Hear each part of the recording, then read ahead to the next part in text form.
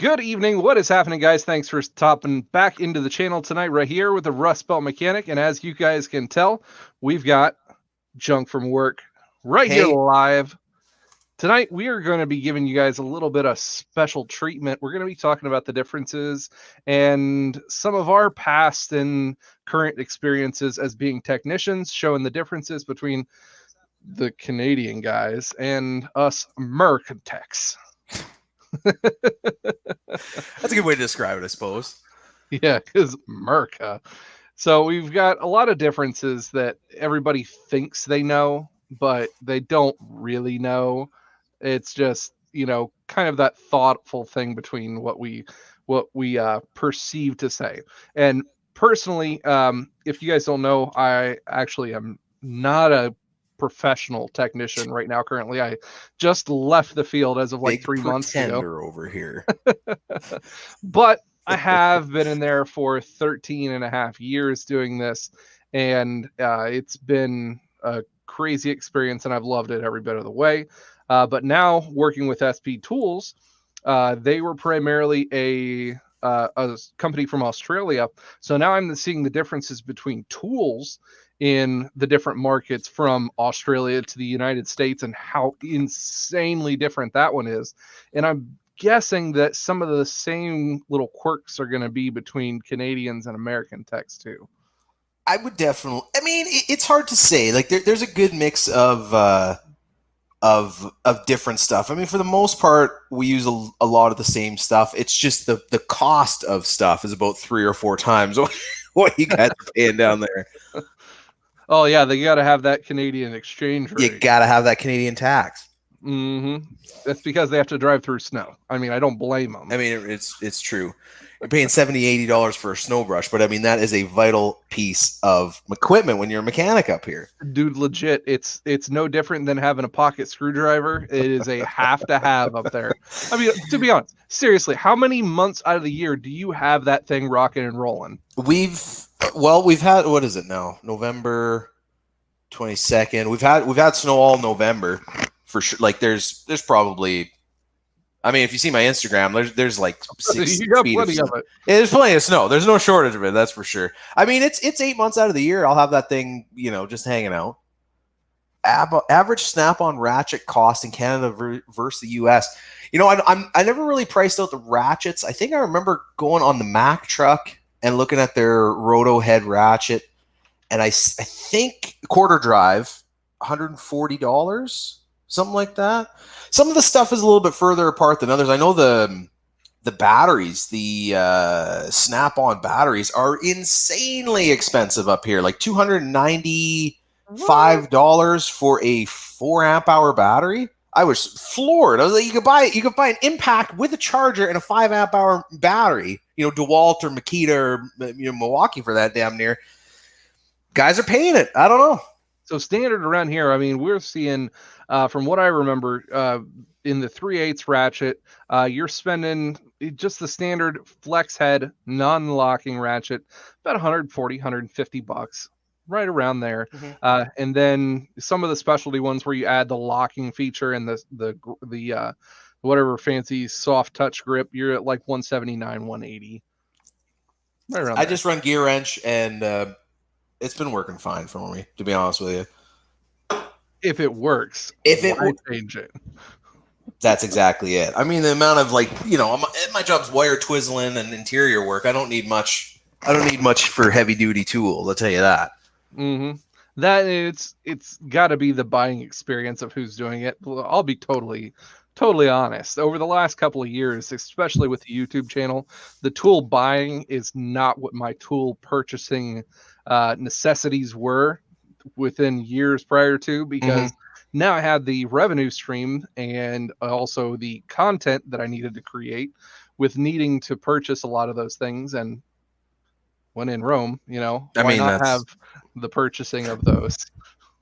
Like I don't know. There's a few guys out there that are like, for me, I kind of feel bad. Like, I see these guys that got their, I mean, you're a good example, but lots of guys, beautiful toolboxes, spotless, clean, this, that. I have my like, US General 5-drawer cart that is like listing so bad, every single lock's broken off of it, and there's a big strap-on sticker across it.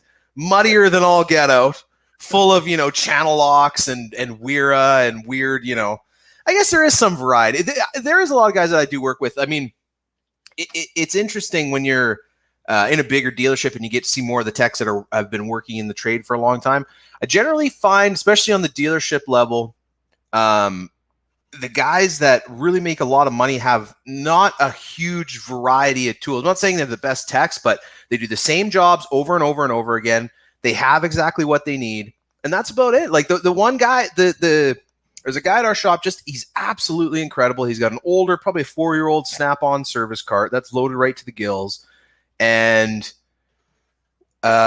maybe like a 40-inch little Snap-on box. Does everything. I mean, the guy's pulling cabs and he's doing this and doing that, but he's not doing a lot of electrical diagnostic work. He's not doing a lot of driveline work. He's just, cranking out his engine stuff. So he has what he needs, and it's just seeing from the flyers on YouTube, Snap-on's about 25 to 30% more in Canada. So the sales are what we don't get up here. That is true. The marketing campaign in the U.S. market, I have to say, from what I've seen and talking with a lot of the subscribers that I have, they do not do that nearly as much in other countries like they do here. I mean, you guys don't see the fancy giveaways, the popcorn machines, the hot dog rollers, and I honestly didn't know what you guys were talking about. JRC, I think he won everything. I'm pretty sure everything. It only cost him $450,000 for that popcorn machine, but he got it. And yeah, I had absolutely zero idea. None of our literature, nobody on the truck, nobody was talking about it. I knew through you guys. I'm like, hey, where's that Snap-on burger press? And the guy kind of looks at me sideways like, what are you talking about? Yeah, there's a Snap-on on there, man. I don't know. Inside track. Yeah, exactly.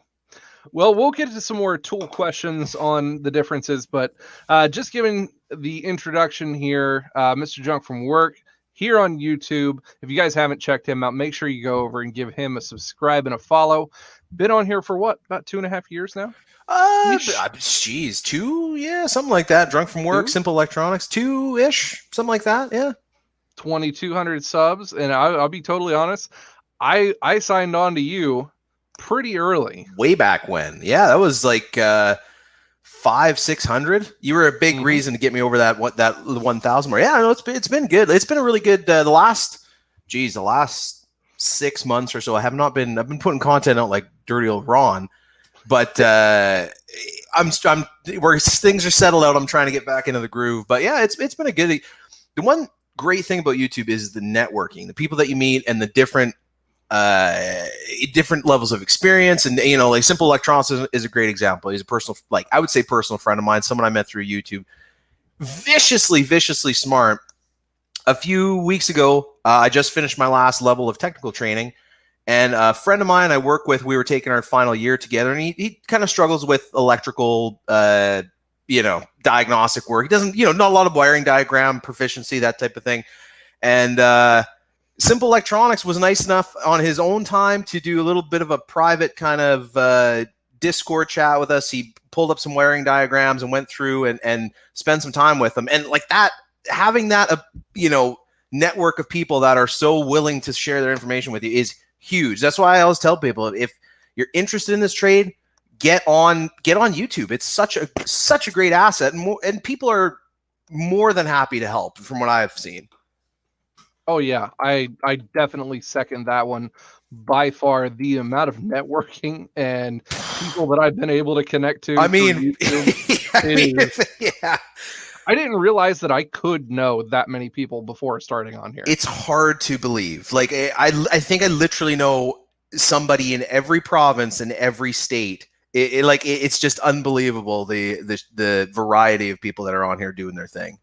And not only the people that are content creators, but also the companies, people who are, just in and about between all the different content creators, and then all of the subscribers on top of that. The ones that are the hardcore subscribers, man, they make up just such a diverse field that it has been crazy being able to see the differences and just taking in the information between all the people.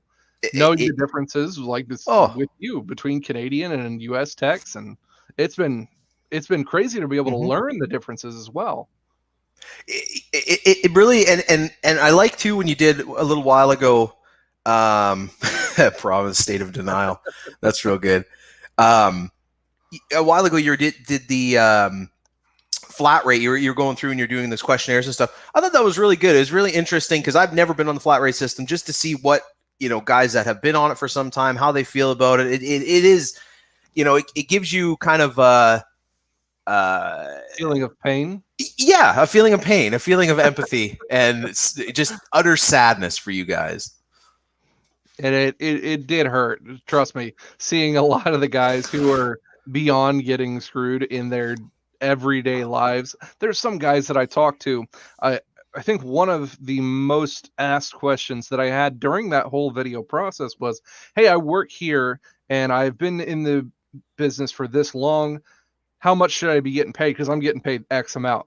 And I see some of those dollar amounts and I'm just like, how do you guys live? I mean, how do you drive a car? I couldn't see it. I really couldn't. It's sad. Living at the poverty line with 25 grand worth of tools sitting in a, you know, conservatively, it's a struggle. Like Anybody who's living at poverty line and has equity and 25 grand worth of anything, exactly, there's something wrong. There's something wrong with the math there. Like for instance, I don't know how transparent. What was your guys' shop rate at the dealership there in your neck of the woods, or just on average, I guess? What over the I did a little thing over the last couple of years, and when I first started, we were at $69.95. You know, like way down. So this was like 9-10 years ago. Yeah, that's fair. You know, when I started in at flat rate, but currently we were more split. We were at for just standard automotive work, we were at $99. For diesel midline work, I think that one we were sitting at 115, and then for really heavy line 5500s and conversion vans we were at like 144, somewhere around those lines. Yeah, that's so I think I'm just trying to think now, for diesel work I think we're around 190-ish. And for the regular mechanical stuff, I mean they're pretty good, but it's 20, it's about 140, 150. So but I mean, mind you, the exchange rate and stuff like that, and we live in a pretty you know, remote area, right? So the numbers get a little bit skewed and stuff like that. But I mean, the majority of my work, like in the course of a week, you know, let's say, depending on the size of the jobs, I do a lot of diagnostic work. So I tend to put stuff through pretty quick. If I see 3 vehicles a day times, you know, 5 days a week, that's 15 vehicles. Let's say 20 vehicles a week. I might see 2 SUVs, maybe a car a month. That's about it. Other than that, it is trucks. And the majority of those are diesel. Zaphael, who let this junk from work guy on. We see how it is. Yeah, that's it. 145 in Ontario, no diesel work on a Honda. Yeah, so I mean it's pretty competitive. But the reason I say that, I mean, you think of what they're billing to the customer and what the tech actually gets out of it is it's mind-blowing to me. It makes me sad.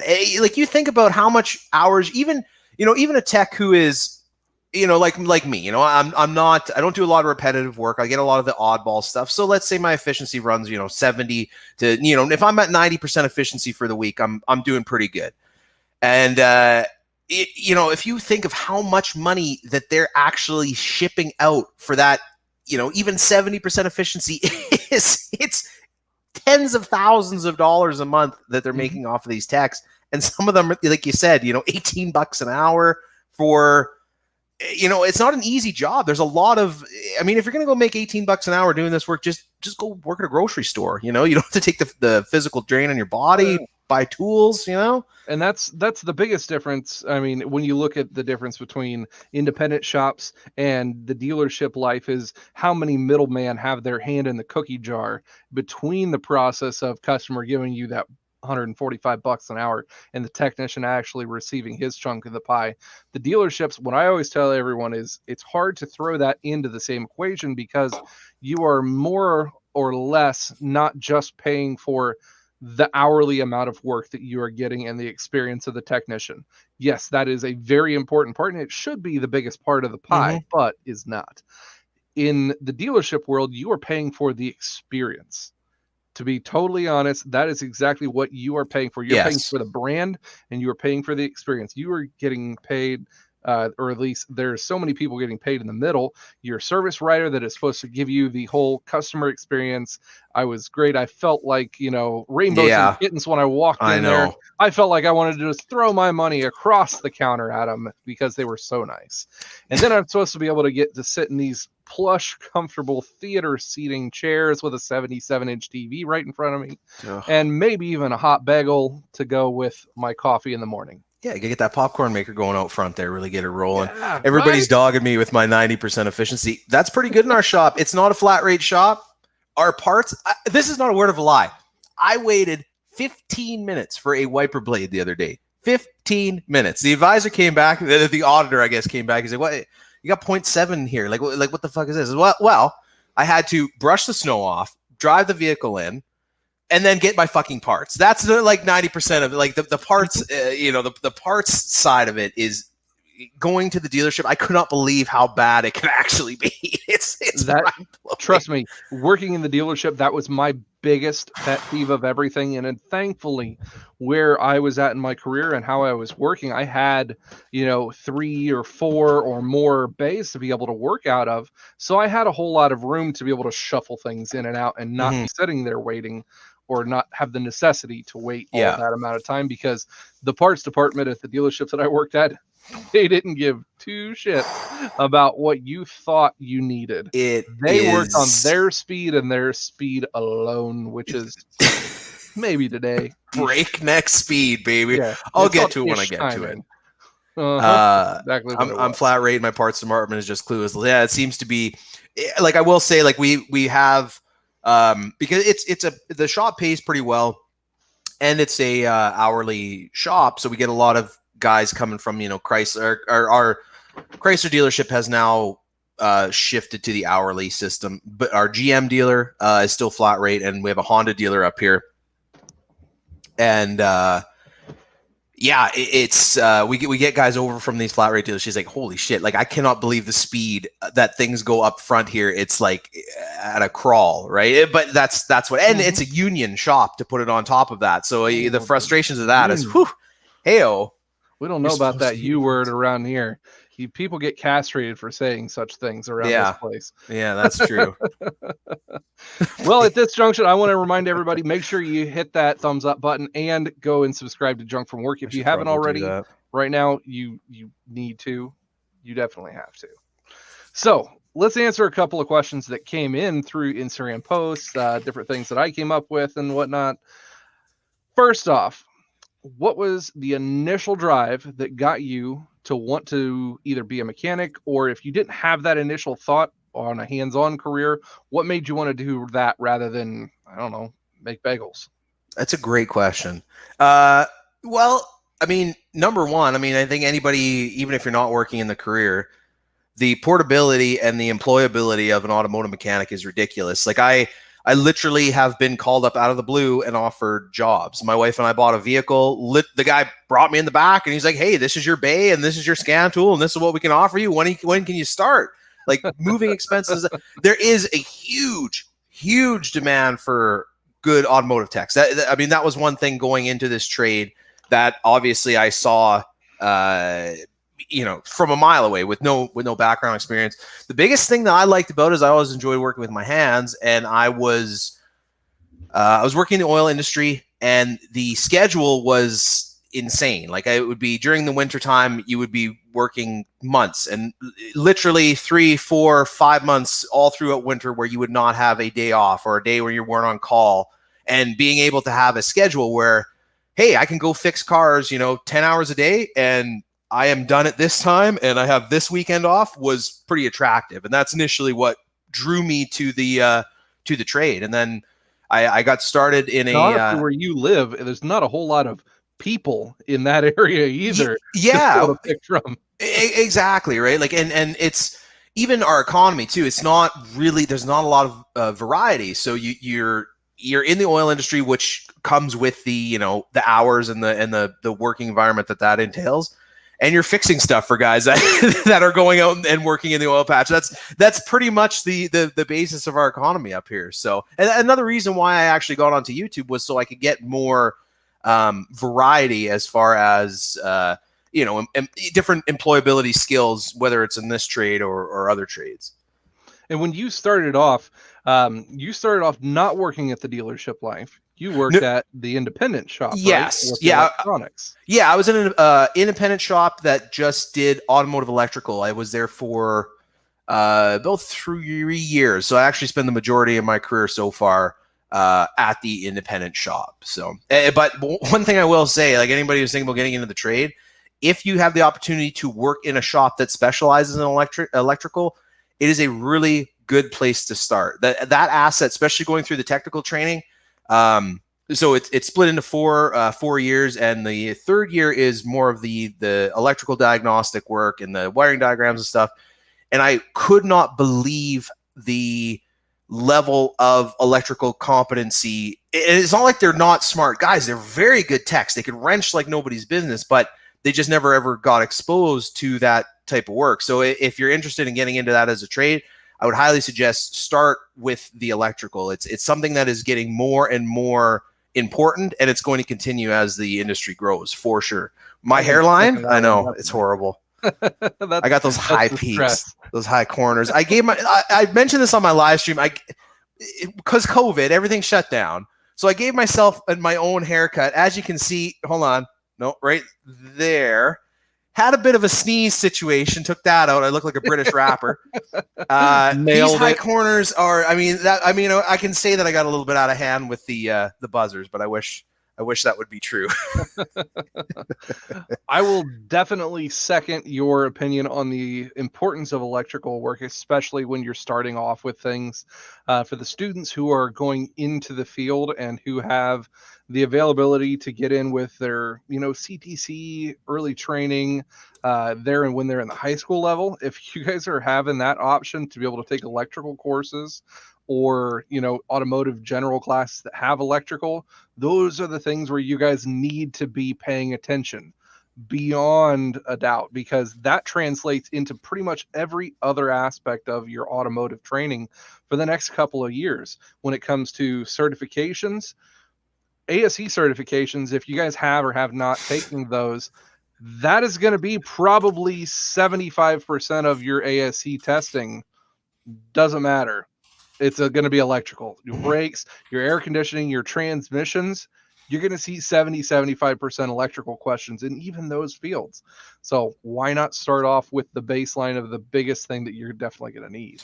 It's so funny too, because we were talking about this as we were going through our training. So the way that, like I said, it's 4 6 to 7 week chunks of training, and then you split it out, through your 4 years. You can go and take it, and then there's 6,500 ish on the job hours you need in order to get your certification. At least in this area, the plumbers and the electricians actually get 11 weeks to do their technical training spread over 4 weeks. And we were talking about it in class, like, a plumber is a great example. A plumber can go back 20 years. What does that put us? 2000. And the job description is going to be, for the most part, pretty much the same. You're going to be using the same equipment, the same type of tools, the same material. You look at an automotive tech who's working in a dealership right now on brand new stuff that's coming out in 2020. Go back 20 years, it's going to be a very different environment. And then, hey, go back 20 years after that, it's going to be completely different. And yet we get the smallest amount of time to actually do our training. I always thought that was kind of a funny, you kind of get shafted in a sense, right? But the industry changes so fast. I think the rationale was, well, you're going to be learning on your own anyways, as opposed to, I'm not picking on plumbers by any. I mean, we got to, herd turds. I'm not taking them down, but I don't think a plumber is doing near the after school education that a mechanic is expected to. Mm-hmm. I mean, it really happens, and where these guys start things off in their careers is, it's totally different how they start things off My hands don't. Apparently, I haven't touched a car in years. I wish. That's Look at what he that. says. He says we That's haven't pretty touched good. real cars in years. Anyway, Literally. I know. I saw that one too. So let's go into the point when you started your career on the training. I know when you were very first started off, not everybody thinks about getting into the training. They're just like, I want to work on cars. I want to work on hot rods. I want to work on NASCARs, yeah. The dragsters. That's what I want to work on. Well, that's not really all you're going to be able to do. Yeah, and that's the thing. Like for me, I love a good car. Don't you get me wrong. But there is, I mean, I work with guys, the hot rods. I was wrenching with my old man when I was a kid. That's never really what got me excited. Originally when I got into the trade, I'm like, I like the schedule. It's good work. I can go in, I can put my time in, I can go home. And then as I started getting into it, I realized the electrical stuff, the electric propulsion that's coming, and the technology. I think the thing that really blew me away is it's one of those situations where the more you learn, the more you realize you don't know. And when you start scratching the surface of the networks and how fast and how many different sensors are being used in a modern vehicle, and not only for the engine but even the interior. Something as simple as putting a window down. It used to be a chunk switch. Now you got modules, and you got LIN systems, and you got CAN bus systems. It's incredible. They are absolute engineering marvels that I feel don't really get the benefit, the props that they deserve. Somebody looks like at a plane or a rocket ship. Oh, it's incredible. But even, you look at I'm sorry, didn't mean to swear. You look at a Toyota Corolla, and really, there's a lot of stuff going on there that I think the average person doesn't really see, and that's what's kind of kept me in the trade and kept me motivated throughout the last 4 years. I'm glad to see that one, because there's a whole lot of guys just getting into the industry that don't know and don't understand how much effort has to be put into this kind of a career beyond your initial couple of years of whatever, being the bitch work and doing your initial training and trying to get past that threshold. You're just like, oh yeah, once I get past this, then it'll just be all smooth sailing and gravy. I won't have to do anything else. It's not. It really isn't. If you aren't moving forward, you're going to be dying in this industry. If you're not doing the training, you're not doing the new vehicle learning on the electrical stuff coming up. If you're not getting in touch with hybrids, you're going to fall way behind here in the next 4 or 5 years. You have to keep up on these things, because that's the pace at which the industry as a whole is changing, not just with the vehicles, but you have to think about how the dealership works. You're not going to be doing the same investigative diagnostic procedures that you are doing now as you were back then. You have to have a whole lineup and a whole new tool setup coming, seeing some of the technicians who were big diag techs back in the 80s and 90s and looking at the technicians Noid lights now, and you're like, what is that thing? Yeah. Well, it's for what's the one I remember when I first started? It was a idle air control valve test kit, and I'm like, what the fuck is that? Like, I don't know what is going on here. And they and that's like, I can't go back. Like, I can't say enough about the YouTube thing, because when I first started, I had no experience. I had no background. I worked on my own stuff. That was about it. I mean, I'd always been in the industrial trades and worked with my hands, but having YouTube, South Main Auto Channel. I remember when I started this career, I would go to work and I would go home and I'd research jobs that I had done that day. Whether it was, my first job, I will never forget it. It was a 2002 GM pickup, bad clock spring. It was a re on this clock spring, and I had no idea what a fucking clock spring was. I never pulled a steering wheel before, none of that stuff. So I muddled my way through it. I went home that night and I searched every video on YouTube that I could about how to diagnose a clock spring, what a clock spring was, that type of thing. And yeah, there is a lot of, YouTube mechanics that some people, but there is some very bright guys. I mean, South Main Auto, Rust Belt Mechanic, like Diagnose Dan. You ever watch that guy's video? It's incredible. Like the guy he's a genius, and you think of the historically what an automotive mechanic has been visualized as, and quite frankly, those type of guys that were getting into the industry maybe in my father's day, you know, in the 70s, 80s, they can't really hack it now. I mean, you can change tires and you can do ball joints. I mean, that work is never going to go away, but the spectrum of employability for those guys is getting smaller and smaller. You gotta be up with the tech. Erico was the king of kings. I mean, He is. the guy's unbelievable. He is, and how he keeps up with a lot of the things that he does is very astounding. And knowing that because he doesn't have that dealership background, No. and that he has to pay for all of those specialty trainings and tools and individual things all on his own by himself to be able to stay relevant in the field, that's amazing to me.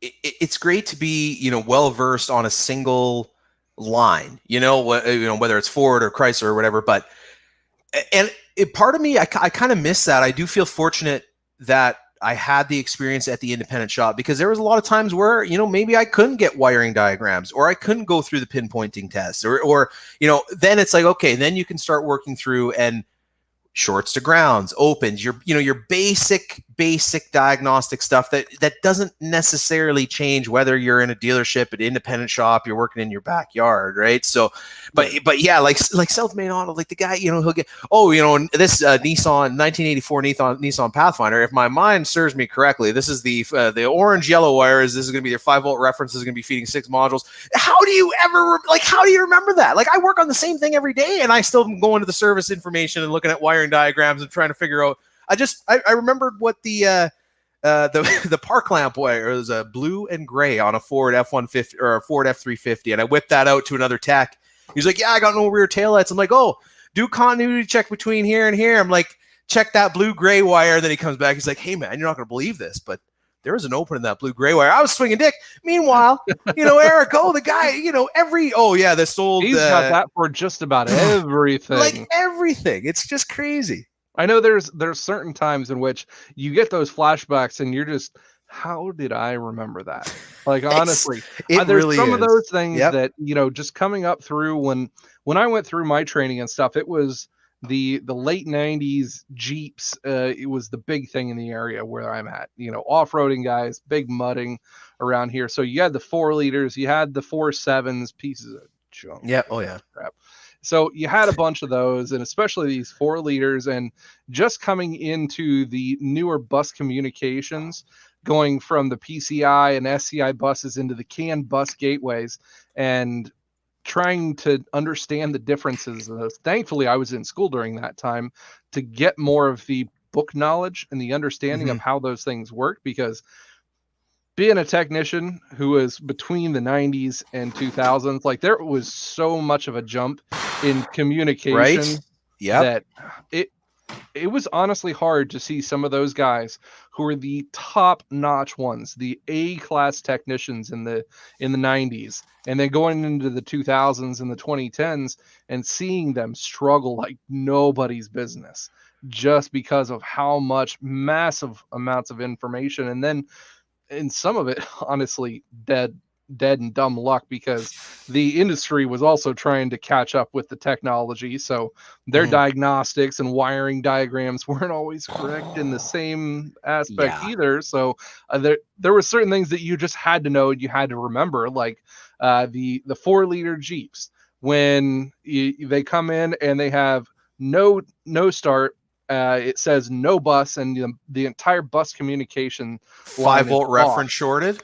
Short your 5-volt reference at a dang crank sensor. Yes, sir. And it every makes the single PCM time go dumb and shorts out the whole bus. Yeah. You're like, wait, my crank sensor caused everything to stop talking.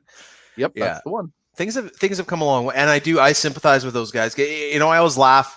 We get the few guys that don't make them like they used to. It's like, dude, I don't know, man. Like, some of that mid-90s stuff, the late 80s, like, whew, I do not, like, I am glad that those vehicles didn't make it. Like, like an old Buick Regal, it's like half vacuum, half electrical. Like, what kind of hybrid of garbage is this? Yep. That is definitely the hurt. Yeah. And you know what actually was a big eye-opener for me was the diesel, because 4th year was the automatic transmission and diesel technology. And It was so funny with the the selective catalyst reduction. I mean, you don't worry about that. You guys just yank all that shit off there. But the selective catalyst reduction or the NOx slip sensing, all of that information. I mean, these techs, like a lot of them. I started fairly old. I was older when I got into this trade. So guys that were going to school, at a reasonable time, were about the same age. They didn't even, like, this stuff did not even exist. They were at the point where they were just bringing in the variable geometry turbos and the exhaust gas recirculation on the diesels, let alone the urea injection and that was like our diesel section was I think we did 300 pages of diesel reading within about a week, and it really opened my eyes. There's a lot more going on there than I think the average person realizes, how fine the fuel control has to be. I think they said that an average injection cycle of a diesel engine at idle was only the actual quantity of fuel is only about the size of a needle of a pinhead. So if you got something like a leaking injector or improper fuel control, it can have a huge impact on drivability. And that's something that I don't think I really comprehended before I went through and did the technical training. And that's where I do feel fortunate that I had the opportunity to see the emissions control stuff and some of the stuff that the other guys just did not have the chance to deal with. They absolutely. Not only that, but the training material that you were given early on as well. I remember going through some of the training stuff and being able to see the injection, and they had the injectors cut apart, being able to see how the pintles worked and everything, being able to see everything on an oscilloscope, seeing your pulse width on everything, how it worked. It was a crazy difference in how you actually had to learn about the newer technology coming up as well. That's where the continued education is it's vital, right? And that it does sometimes it can get a little bit exhausting. There's other things that you want to spend your time doing, whether it's YouTube or what, and it's I don't know. It just doesn't stop with this trade. So now let's talk about some of your training things that you're having to go through, and what is the industry standard for a Canadian technician as compared to the U.S. technician. Where I personally live in Ohio, we do not have any state or regulatory mandates that says a technician has to be trained to be able to work on vehicles. Is that the same way there in Canada? It is true that you can go in off the street and say, hey, I'm a mechanic with, given how desperate they are for workers, they'll probably bring you in and say, sure, give her. But over the last few years, the country has tried to do, they call it the harmonization program. So they want every province all across Canada to teach the same material in roughly the same order, so every tech is on the same playing field. Because there were some provinces that were teaching, they were spending more time on, let's say, the electrical and diagnostic work. Some were more, maintenance oriented, all depending on what the local, what the local regulatory bodies and who was actually building the curriculum for that particular province. So then the federal government stepped in and said, hey, listen, these vehicles across Canada, you're all working on the same thing. There should be a base level of knowledge that everybody who is a mechanic or a certified Red Seal journeyman tech should know. And it was funny that actually they just started rolling the program out the year that I started. So I'm actually completely on the new program, which was good because I'm on that standardization, but it was bad because there was a lot of growing pains as they were trying to get stuff more standardized. So sounds like a lot more time that you'll have in it as well. Yeah. It's for some provinces, it's definitely, except Quebec, they have their own rules, but the French Canada, we don't talk French. about them. They're French. But yeah, there is a certain whether I don't actually know if it's legislated, based on your level of certification, if there's a certain pay floor. Every job that I have been, they have kind of had that. We pay a first year X, Y, and Z, and we pay a second year, third year, fourth year, so on. But it does seem like that is a pretty good weighting as far as wage is concerned. Gotcha.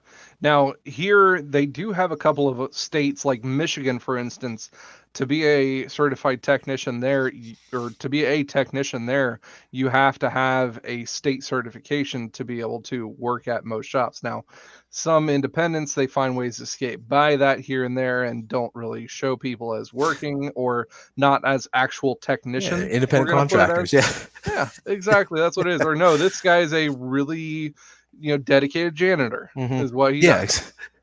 He helps out in the back when he gets a chance. Yeah, Yeah, exactly. exactly. That's how they're listed. Now, whether that's a right thing to do or not, that can be a topic that we, kind of debate on later. But as far as the requirements from the government, there's not a required amount. Now, afterwards, there is a huge push, I guess, culturally to have more certifications, and I guess for advertising purposes to have those ASC certified badge on the front of your shop. Is the same thing up there too? Yes. Yeah, they definitely want their to do their Facebook posts about their, level of certification and things like that. The dealership really they push. Well, I say it the way things are supposed to work on paper is generally, I think, when you're fully staffed and you have the opportunity to fill, there is certain Ford certifications, your drivability, your electrical, your basic tech, that type of stuff, and the jobs are supposed to be divvied out based on your dealership level certification. Up here, that doesn't really happen. It generally is, I've done myself because I'm fairly well versed in the electrical and the diagnostic. I don't have my Ford certification yet. I kind of get shuffled onto that work, but it is one of those things where I think it's more up to the dealership's discretion how they want to treat you as far as what type of work that you get. So Alberta is a percentage of a journeyman wage. Yeah, I've heard that is it's based on a journeyman gets X amount, and then depending on your level of certification, you get a percentage of that. Well, that's good. At least they have industry standards to be able to say that, because here in the U.S. there is no industry standard They at all. sure don't. Yeah, I actually went to school with a guy. He was I actually, believe it or not, I was one of the younger guys in my class, but he was from Oklahoma. He really hit it off. Very, very insanely smart guy. He's the type of guy who went through and did his schooling, when he was 16 back in the 80s, 90s, whatever it was. So he got to see that part of it, and points and this and that. He's got his old Chevelle. But then he also did come back and I give him credit. He went through and got his Canadian Red Seal certification. And the one thing that he kept saying going through, because I did 2 years with him, he's like, I cannot believe that you do not require recertification in Canada. And that is, I kind of have to agree, because he went through and did his ASE, and it's 5 years, and then you have to go back and get your recertification. Mm-hmm. With ASEs and some of those things, yes, you have to go back through every 2 years. And then dealership level, yes, manufacturer stuff does drop out usually after about 2 or 3 years. Yeah. So that's one thing, once my certification, I got my plaque, it's good. As it stands right now, there's no going back and having to recertify in a year, 5 years, whatever it may be. So that's definitely a big difference for sure. How about that? Mm-hmm. Now, are those certifications worth anything when you're looking to get hired at different places? Like having your Red Seal or having your basic ones, are they worth a whole lot more? Or do you guys have ASEs that are extra ones that you can tag on? We don't have ASE. We don't have ASEs per se. It is something that is available to me as a I can go through, but it is a American program. So if I wanted to, but it's not, they're not generally looking for that. Usually if you are a tech, a third-year apprentice, fourth-year apprentice, or a journeyman, that's when the wages start to go up significantly. Like when I finished my schooling, from my third year to my journeyman wage was an $11 an hour wage increase. So it is a fairly weighty thing for individuals to go in and say, hey, I have my full journeyman certification, or I'm a registered fourth-year apprentice. It definitely goes a long way for sure. You can go anywhere you want in the country and find a job. Exactly. Now around here anymore, heck, if you have tools and you know what an oil drain plug is, you pretty much have a job anywhere because of the massive, massive shortage that there is. And you know what? And it's the same thing up here. Like there is, There's literally tire shops that, I mean, I've been living in the same town now for 17 years, middle of nowhere, and there has been help wanted signs on these. Like, they've literally gone through, new management, new ownership, different names, but that help wanted sign has stayed on there the whole time, baby. Yep. Oh yeah, they're the same shops and the same dealerships have always kept up the same amount of them, especially the bigger ones who are rocking, the 20 some bays in a big shop anymore. It's hard to keep those big shops fed anymore. Yeah. And the hardest thing that I see is the gap in age difference. So when you're looking at some of the bigger shops up in Canada, I don't know if it's like it is here. We see a huge age gap. There's guys that are just about ready to be on their way out the door. They're late 50s, right around there. And then the guys who are in their 40s right now are non-existent. It's funny that you say that. Yeah, you're 100% right. It's none. There's none. Everybody gets burnt out before that. Totally skipped a generation there. Yeah. Between that age range. So guys right now in their 40s, there's none of them. So either they got started and then I think in that age generation, though, they were the hybrid ones that went from between.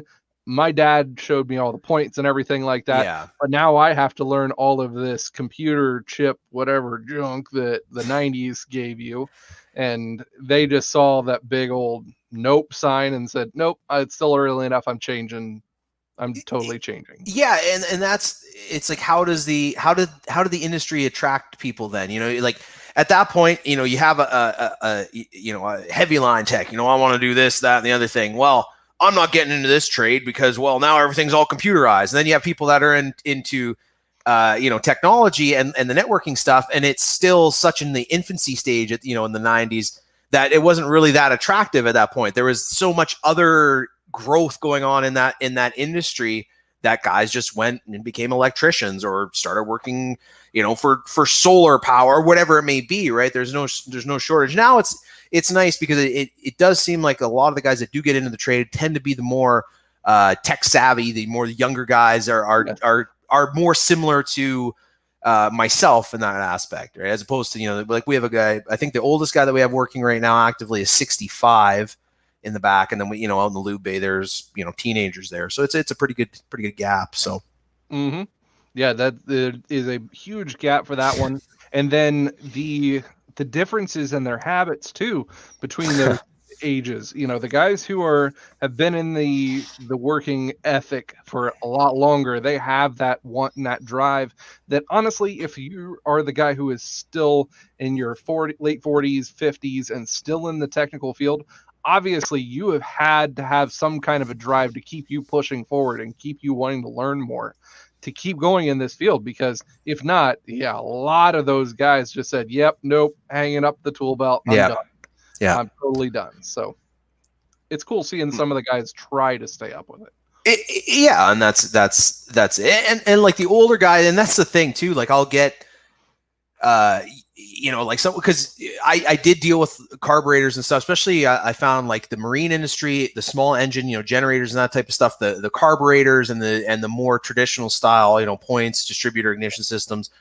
I did get to see some of that in my early career, but I could tell you right now, it's not something that I'm very well versed in. It is something that, if something comes into the shop, because we, mostly the owner of the dealership, the guy has a sick car collection. And I'm like, it is sick. He just bought himself a brand new, it was a Resto mod. It was a 69 Eleanor with a Roush. Like the thing is just gorgeous. And yeah, like, I mean, it probably about 100 G's, I would imagine, in this thing. And yeah, something like that ain't going to me to get points and stuff done. It's the old boys that go to get, and they're all just sitting around, the leader of the pack. They got the, the darts rolled up in their sleeve and the hair slicked back. Like they're just back in their high school days, just loving life. Take that thing outside, do a big greasy burnout. But the hybrid stuff, that's kind of what gets me excited, gets my engine running. It is. It really is. And that's the difference that we have right now is we have that connection across the internet and the availability to look into the different stuff that we need, want, like. And YouTube has been the biggest avenue for us as technicians that, for sure, if we want to be able to see all of the other things, we are not dead set in the one area where we're at in our area. Yeah, we might physically be in an area that is mostly this or mostly car, mostly diesel. But you know what? I can go online and I can look and sell my house, and I can move 3 hours away and be in hot rod heaven and being able to work on those things that I really like to see all the time. Love of the internet there. The big problem with, I think, and this is one thing too, like I always tell the guys, especially, the younger kids in Lube Bay, we get a lot of turnaround up there, and they think, hey, it's going to be chipping diesels and making smoke, or, hot rod city. I'm like, dude, I'm going to tell you right now, hot rodding does not pay the bills. If you want to do lifts, if you want to do that type of stuff, it's great. Don't get me wrong, but where the money is made is fleets. Guys that are making money with their trucks, or people that are making money with their vehicles. That's where the real cash comes from. And it's not sexy. It's not interesting. It's not exotic, but business. It's business, baby. That's, and if that's what you get into the trade to do, you're gonna be in for a heartbreak, man. It is. The quantity of business right now is going to be the quality of how the shop that you're working at is moving. Like you were saying, the fleet life right now is where it's at. That's who is making the most money. That's who's living the best life, because those guys who are working on those, you don't understand that these companies, they're working at the speed of business as well. That means they don't care what the dollar mark on the bottom of that repair order says. They want to see the top line that says promised at. Yeah, bingo. That's what they want to time. See. That's their name, and that part of it is difficult. See, and it's funny because I talk to techs that live in other parts of the country that maybe aren't as affluent, or they're not dealing with big fleets, and they're like, "Oh yeah, I sold this and I sold that," and I sat down to myself and I said, I don't really ever have to sell work. If I see something that's broken, it's a matter of the advisor picking up the phone and say, "Hey, buddy, just to let you know, you got a upper oil pan seal that's leaking." Yep, not a problem. When can you have it? But when can I have it back in my hands? I don't have to sell work. It basically sells itself, and it in a sense it makes it a little bit difficult as a tech, because being able to manage the financial side of working at a dealership is how you really make big money. And understanding the upselling and that flow of work is something that I'm still struggling with, because for me it's, well, if he doesn't say yes, kick it out, because there is 100 other jobs that I got waiting out the parking lot, right? It's not, I'm not scrounging for upselling and really picking through everything. So that's something that has been a bit of a learning curve for sure, is learning how to sell work that you're doing and getting that money in your pocket.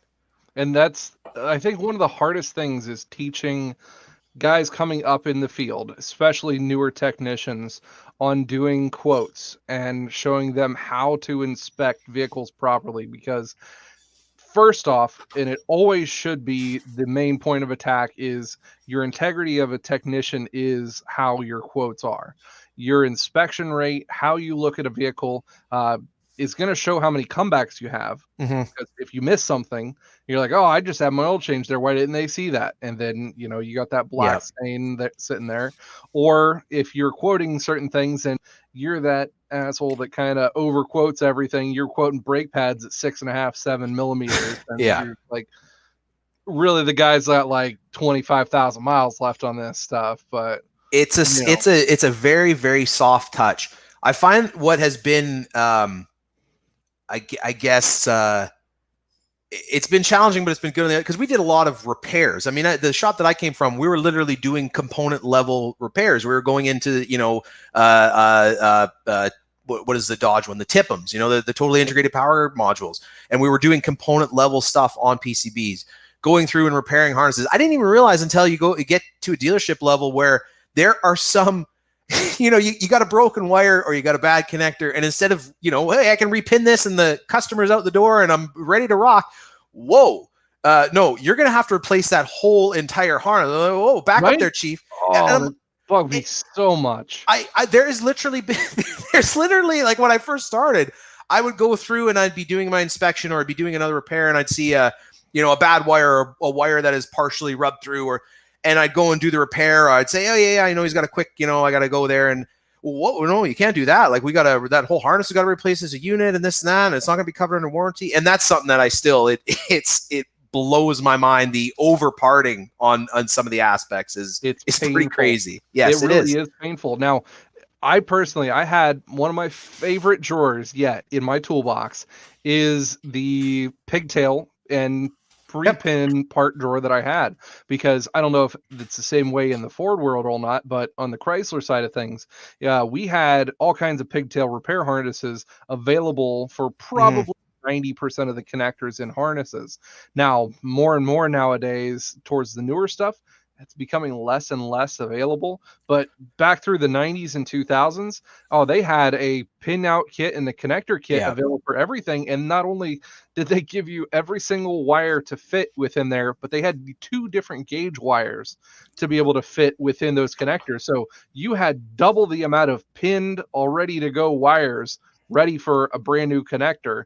So I personally kept every single one of those repin kits, and I had a drawer, one of my side cabinet drawers, about 2.5 inches thick, of just plastic bags full of all these repin kits. I probably have, better yet, of 200 or more of those repins. It's, you know what, and it's a skill that is not at the dealership level. I don't think it's practiced enough. Like, getting back to quoting stuff, the thing that has been a really good strong suit for me is I have a lot of guys that have, because the majority of people that work at this dealership have been in the dealership lifestyle or been at this Ford dealership for their majority of their careers.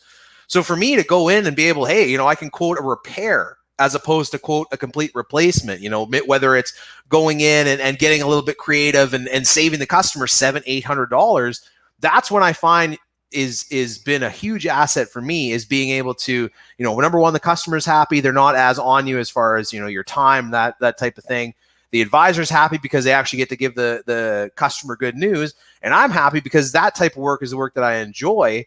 And usually it's not very, can't stop looking at the RGB on his PC. Thank you. That's actually my wife's PC. So yeah, that's one thing that I do enjoy about the quoting stuff, is being able to actually quote a repair is pretty refreshing at the dealership level.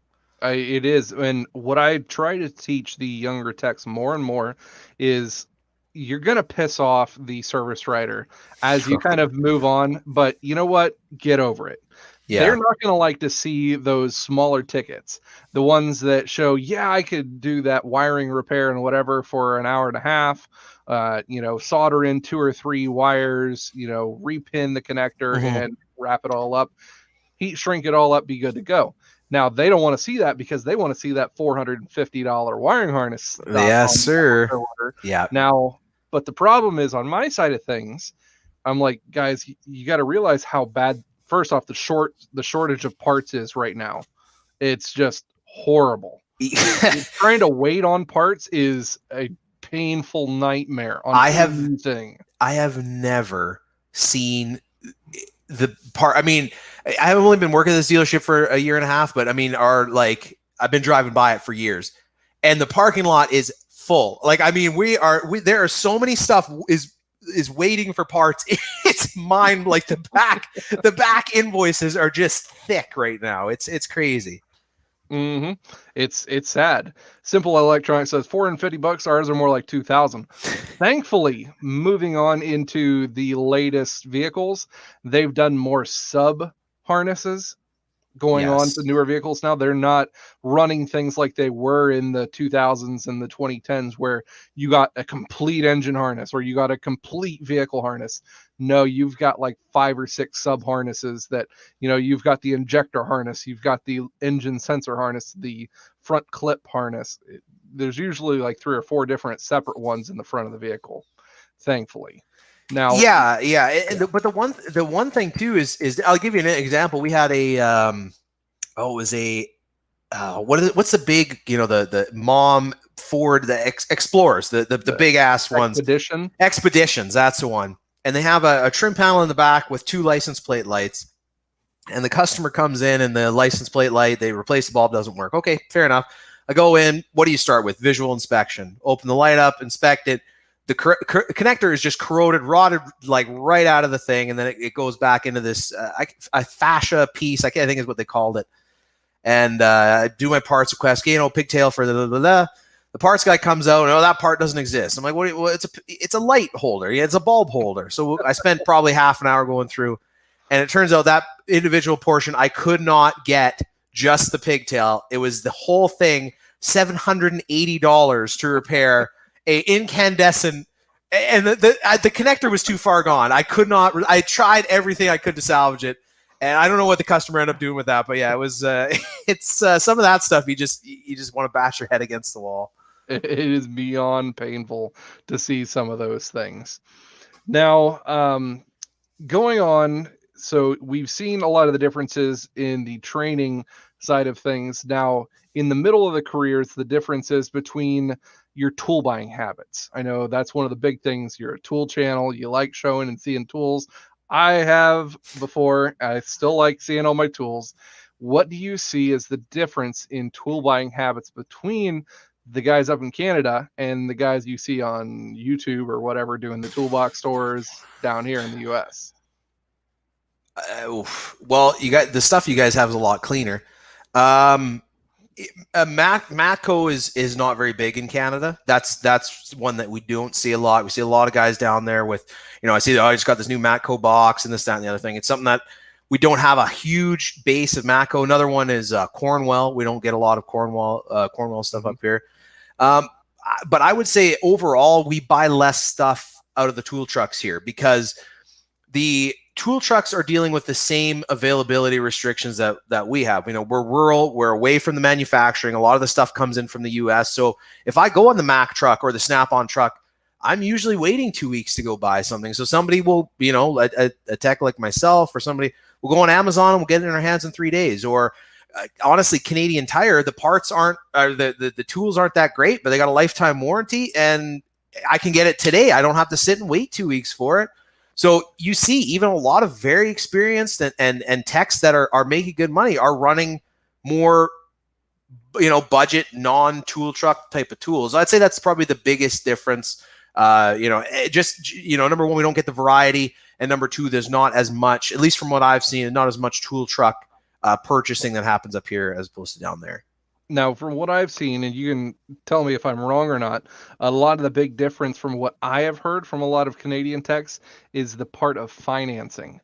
Canadians as a whole in general don't like seeing their finances go that far into the negative to be able to get into the field. And the tool trucks aren't, I guess, offering as good of or as much credit to a lot of the technicians either. Is that a thing? Yes. Yeah. I would definitely say they're the interest rates that we'll see. Like I have an impeccable credit score. I'm very boring in my life. And just out of curiosity, I got quoted on my service card is just absolute junk. It's garbage.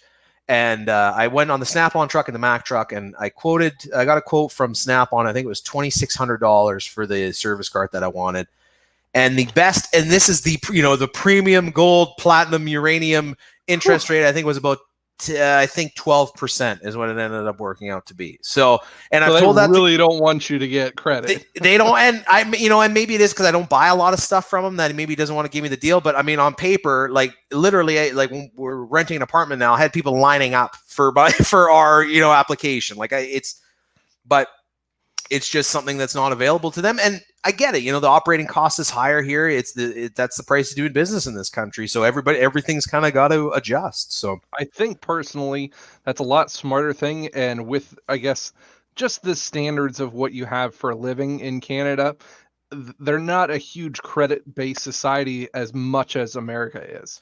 Here in the US, we base everything on the credit availability. Yeah, that is true. It's not as much of a shopping, but I did hear an interesting thing. They're saying that Canadian households actually are holding more personal debt than Americans, but I think that's based on the cost of goods here. Like for instance, in Ohio, where you can get like a steak dinner in a house for what, about $400 or $500.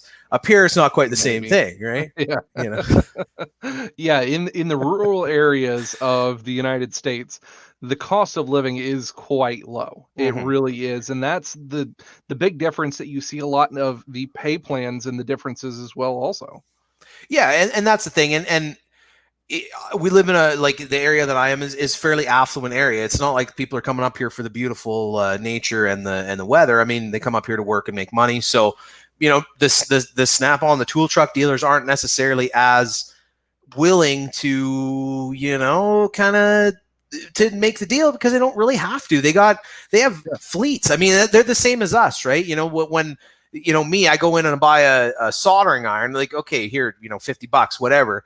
As opposed to they got, a Cat Fitting or a GE or somebody who's outfitting a whole service truck of $150,000 worth of tools. They couldn't really give a squirt of piss about by, a couple $100 a year. So there's, we also get a lot of that up here that maybe affects our, financing rate, the tool availability, and maybe the level of service that an individual gets, as opposed to somewhere that doesn't have as much of that industrial traffic going through.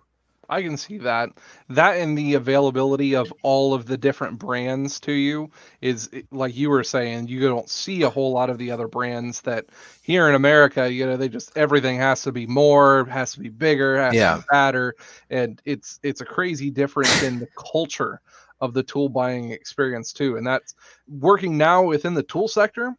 I personally have seen such a difference, and talking with the subscribers that I have between the different areas in the world of tool buying. Like for here in the US and in Canada, you're pretty much used to lifetime warranty on hand tools, right? Yep. Like it's just an industry standard. Yeah. That's what bring it in. There you go. Yep. In the UK, no, that's not how it is. No kidding. Yeah, over in Germany, a lot of the Western Asia, down into India, they don't have the tool warranties like that. Their tools are a lot cheaper. Honestly, they are really cool, really nice tools. The Knipex, the VIT tools. Oh, the Germans! I got such a soft spot for the German tools. It's ridiculous, right? I love them. Tools, they're nice, and they don't have warranty issues or anything. Like you ask the tool companies, no, we don't have the warranty claim issues like that. It's because we don't offer a lifetime warranty. We have a manufacturer, whatever it is, a year or something like that on defects, but that's not the culture that they have there. They are, using and abusing the crap out of their tools, and they know they are, and they would rather have those tools and use them at their discretion and not have to pay an arm and a leg for that lifetime warranty. They see our ratchets and they are just, their mind explodes when they see $189 US dollars for a freaking ratchet from Matco. Yeah, exactly. You see, and what I tend to like, the way that I was very fortunate in the fact that the shop that I started with provided me all my tools. They furnished my tools, and they also had a bit of a storefront. So they were a dealer for Apex Tool Group. We're so like some very good middle of the road brands. So I was able to actually get some hands-on experience as opposed to somebody who's going into the trade cold and then hops on that truck and it's like, hey, if you want to be taken serious as a professional, this is what you need. Like myself, Channel Lock, Nipex, Wera, Gear Wrench, Sunex, SP. These are all like good brands that are in the upper middle part of the trade. And for what I do, so far, they've worked out pretty good. Have I had some crib deaths? Yeah, I've had a couple gear wrench things blow up on me and a torque wrench that's kind of shitty. But as I'd say on aggregate, if you're smart and you do your research,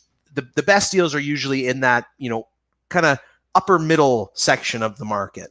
The best bang for your buck is definitely in that area. That's where I always try and shop. Bang for the buck. One guy said, check out Stirk or Strike Industries. They ship to Alberta and Ontario. They just came out with a nice top slide cart. Actually, I did a video on the Stirk.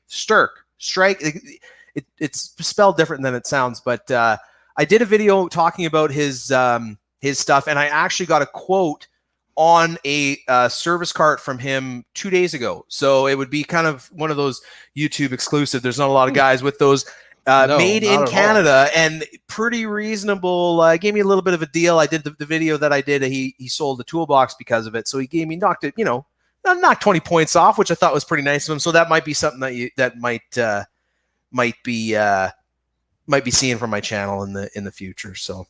Yep, definitely. 72-inch. How can you go wrong? Yeah, there you go. Thanks for the sub, by the way. I appreciate that. Yep, you can't go wrong on that kind of stuff, and Mm-hmm. I think that's going to be the difference in the industry moving forward. I think the days of the overpriced glam and glitz of the 2000s and the 2010s and the tool buying is going to go away, because the guys in this industry, if we don't start seeing the percentages of our income rise, like these tool costs are massively going up, You got that right. those bigger tool companies, they're going to go by the wayside for these big expenditures. Yeah, the big Snap-ons and stuff, they're always going to have their government contracts, so they're not going anywhere. It's not like they're going to be out of the game. But these, where they come up with 13 different color combinations for this ratchet handle, it's a little bit going to be on the nonsense side of things. Yeah, they got to get back to basics. A few guys that I've talked to that have been kind of, thinking about maybe going out on their own, that type of stuff, and they were talking about scan tools. It's $2,000 a year to update a Snap-on scan tool. I can go out and buy a brand new Bosch scan tool with a year of free updates for the same price as a single year of just the Snap-on updates. And I gotta tell you, so I used to use a Snap-on scan tool, very nice one, and it wasn't worth 16 grand that they paid to buy the fucking thing, and I don't think it was worth $2,000 a year for the updates, because it seemed like every time they updated it, they just took more functionality away. So or mess things up. The stuff that I actually liked about it, you're like, wait, now that doesn't work very well. Yeah, exactly. It's going to be a big uphill battle for them. There are just like everybody else has had to adjust to the world economy being flat now. The moving goods is we don't have that barrier that we once had. Manufacturing of goods, especially tools, despite all the emotional connection, they're pretty simple. A ratchet or a wrench and that type of stuff. We're not worried about the quality of metal coming out of Asia or the presses that they're using. For the most part, they've got it. Now we kind of know. Everybody's on an even playing field. Certain areas are known for doing things a little bit better, but things are evening out as well as price-wise as well. I think the biggest thing that has held up the tool industry, obviously, was COVID. All these factories and everything worldwide are not really running right now, so that's why we're still seeing high tool prices because of that, and the fact that transportation of everything is also a killer amount. To get anything air freighted or even just regular freighted overseas is probably 30% higher than it was a year ago. It's absolutely insane how they're trying to get these things through. So a lot of things are going to be changing, I think, in the tool industry, and the tool boxes, I think, are going to be one of the biggest changes that you see in 2021. You're going to see a massive change. You're not going to see these the big push for the big, huge 80-some inch epics with 37 different color combinations. What kind of moron buys a toolbox that Right. big? Am I right? Who buys that? Same type of guy that drives a lifted electronic truck. locks. Yeah.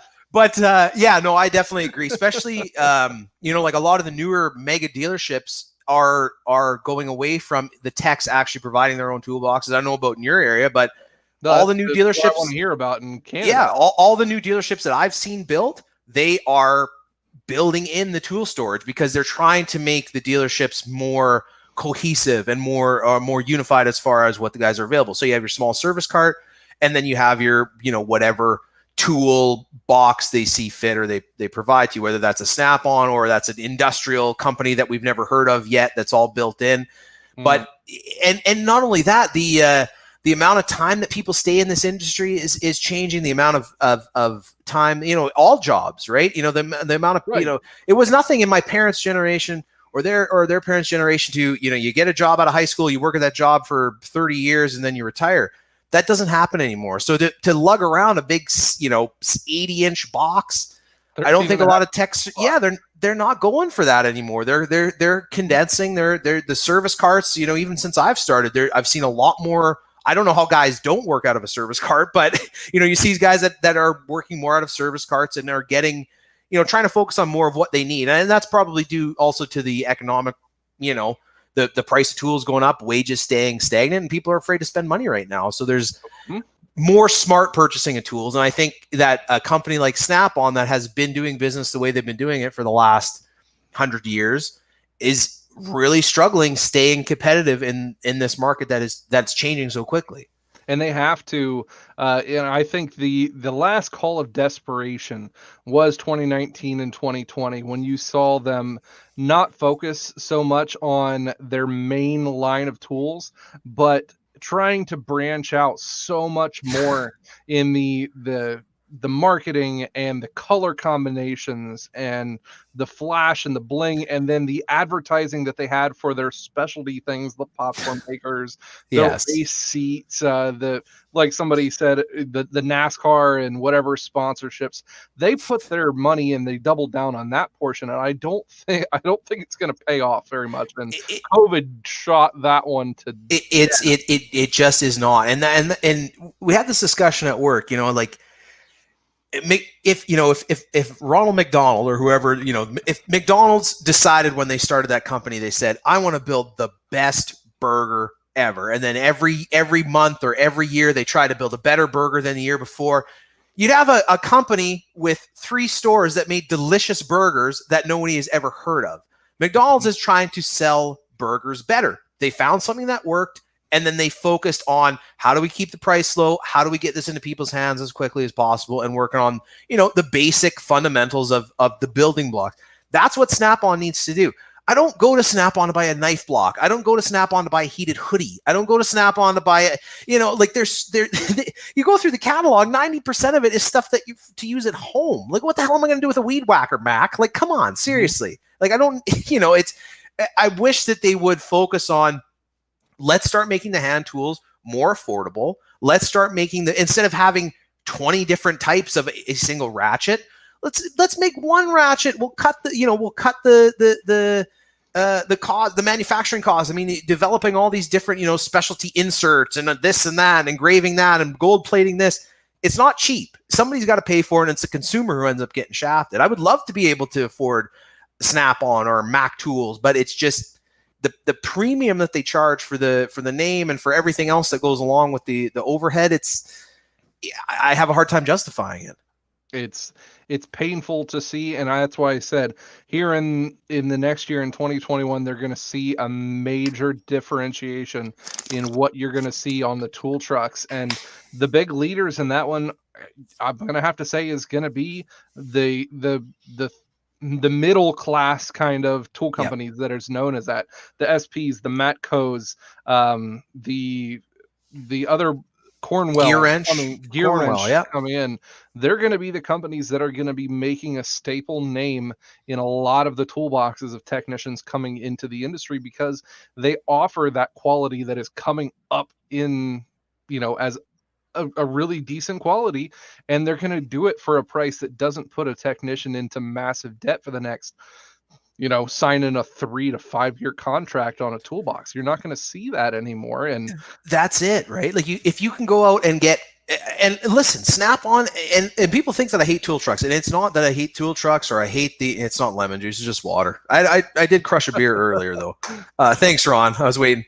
But, the way I look at it is, I can go out and buy a tool that gets 80% of the job done. It's almost there, that real upper echelon for a fifth of the price. A fifth.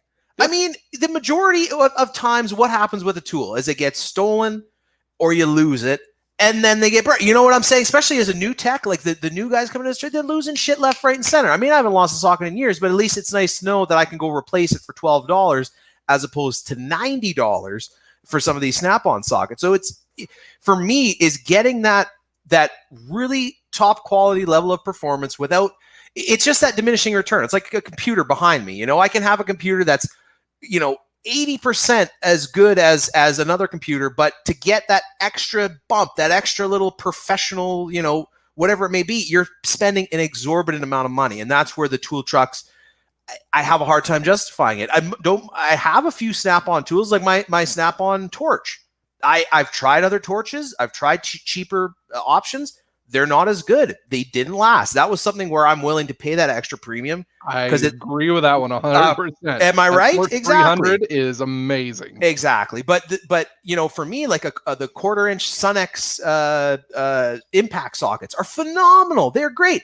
And I could buy a full set for the price of like two sockets.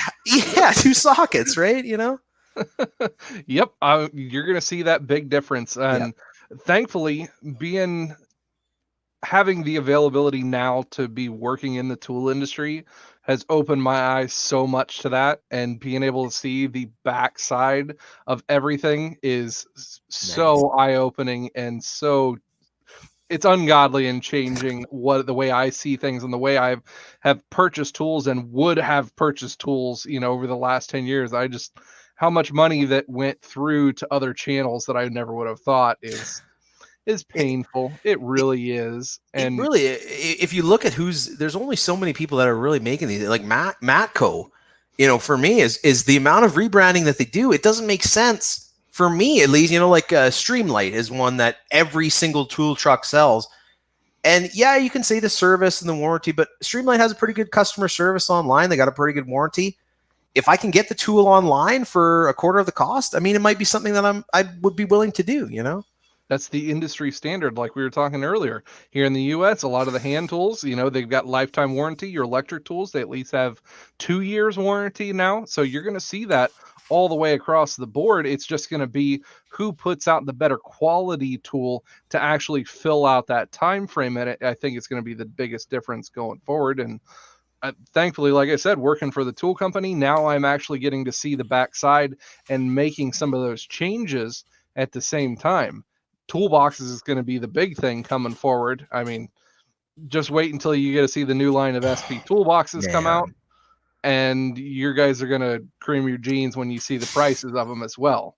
I'm just going to say about that one. I mean, not going to toot the horn that much right now, and a lot of guys are always going to be being hating in here now that, oh, you work for these people now, and that's all you're going to see. Are they going to be able to keep up with those icon boxes? That's what I'm worried, because I've heard that those have just been an absolute banger of a toolbox. I'm putting this out that I have a feeling that the order that we're going to be getting in, I reposted a live stream from SP Tools Australia, which is the mothership, I guess, for SP, and he runs away.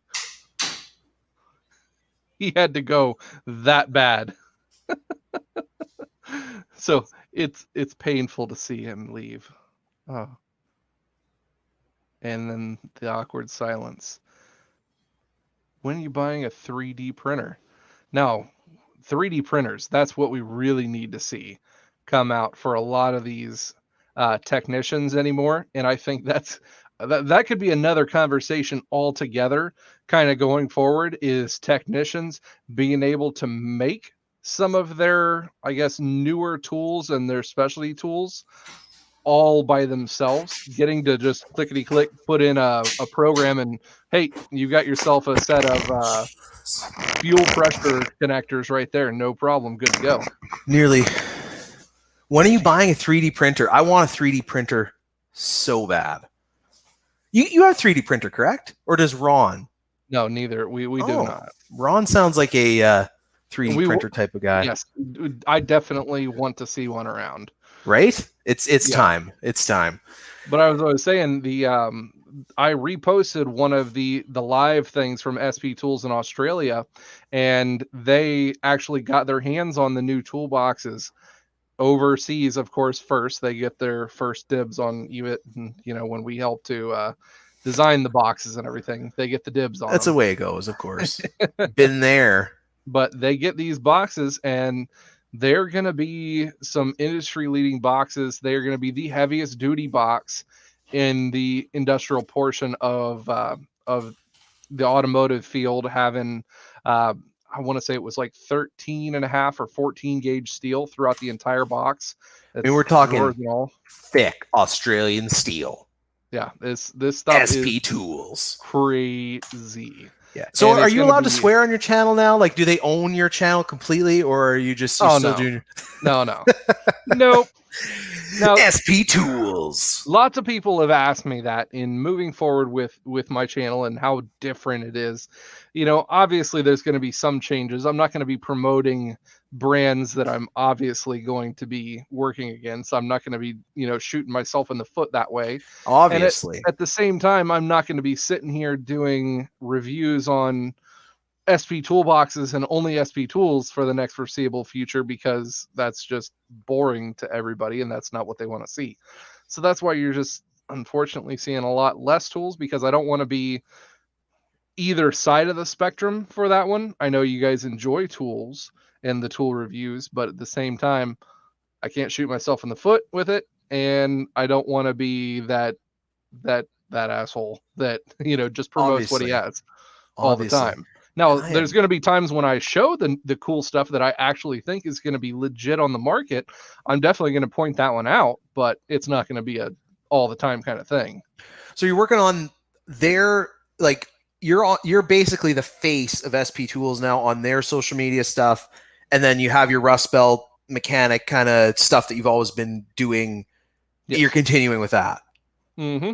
Yep, that is exactly what I am doing. So I am having to do a lot different, I guess, content just for the Rust Belt stuff. I've got a lot less tool things. So here coming up, I'm going to be doing a lot more auto how-to things. Some of the automotive beginner style things. I'm going to be doing an electrical series coming up. I've got my crappy 300 rebuild that ends up, I've got a junk motor, so pulled that one out today. Big shocker there on a Chrysler product, am I right? Uh-huh. Oh, oof. This one was valve issues, hole in a piston, the whole 9 yards. Yeah, it was bad. So we're gonna be doing that one up here over the next, I don't know, month or so. It just depends on how we can get parts in. I think everybody can agree that the more, it's just like somebody was talking about Intel and CPUs and stuff. The more legitimate competitors in the marketplace, the better it is for everybody. Whether or not you have access to the SP stuff, or if I'm never buying anything other than Snap-on, there still should be an excitement. There still should be a support for a new legitimate contender coming into the marketplace, because it's good for everybody. The more, the better, as far as the consumer is concerned. Hush about, you might buy a Dodge Everyday Fleet Tech. Woo! Oh, that's crazy. I'm glad to see him say that. Get out of here. He's probably going to buy one of those Jeep trucks. What are those, Renegades or whatever they're called? What are the Jeep trucks called? You don't remember anymore. I just forgot about that. I hope not. I drive you drive a GM now? You're Yep, I really hope not. The last thing that I ever want to hear anyone say was like, you know what? I think I'm going to get into the Jeep lineup. I really like hearing about these Jeeps. What are you going to buy? I'm going to get a Renegade. I'm like, I'm going to poke my eyeballs out with the Compass. Nothing off-roads like a Compass. Buy some lifters up front because they're on back order. Yes, they are. The lifters are definitely on back order.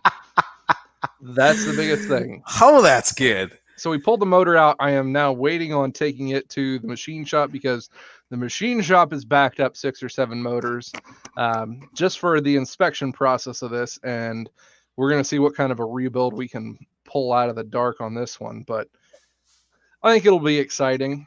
I want to do some different stuff. What I really want to do is, I've got a used Hellcat supercharger sitting around in my near vicinity. So tasty.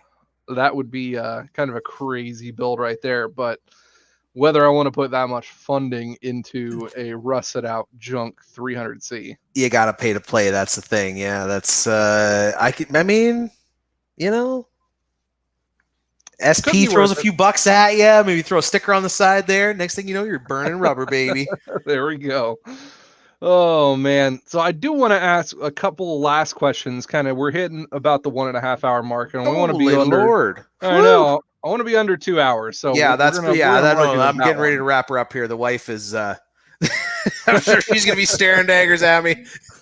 I'm kidding. So moving forward in your career, so yes, you are not the fresh tech, I guess, moving on, but you are about to be graduating and going into Red Seal status in how long?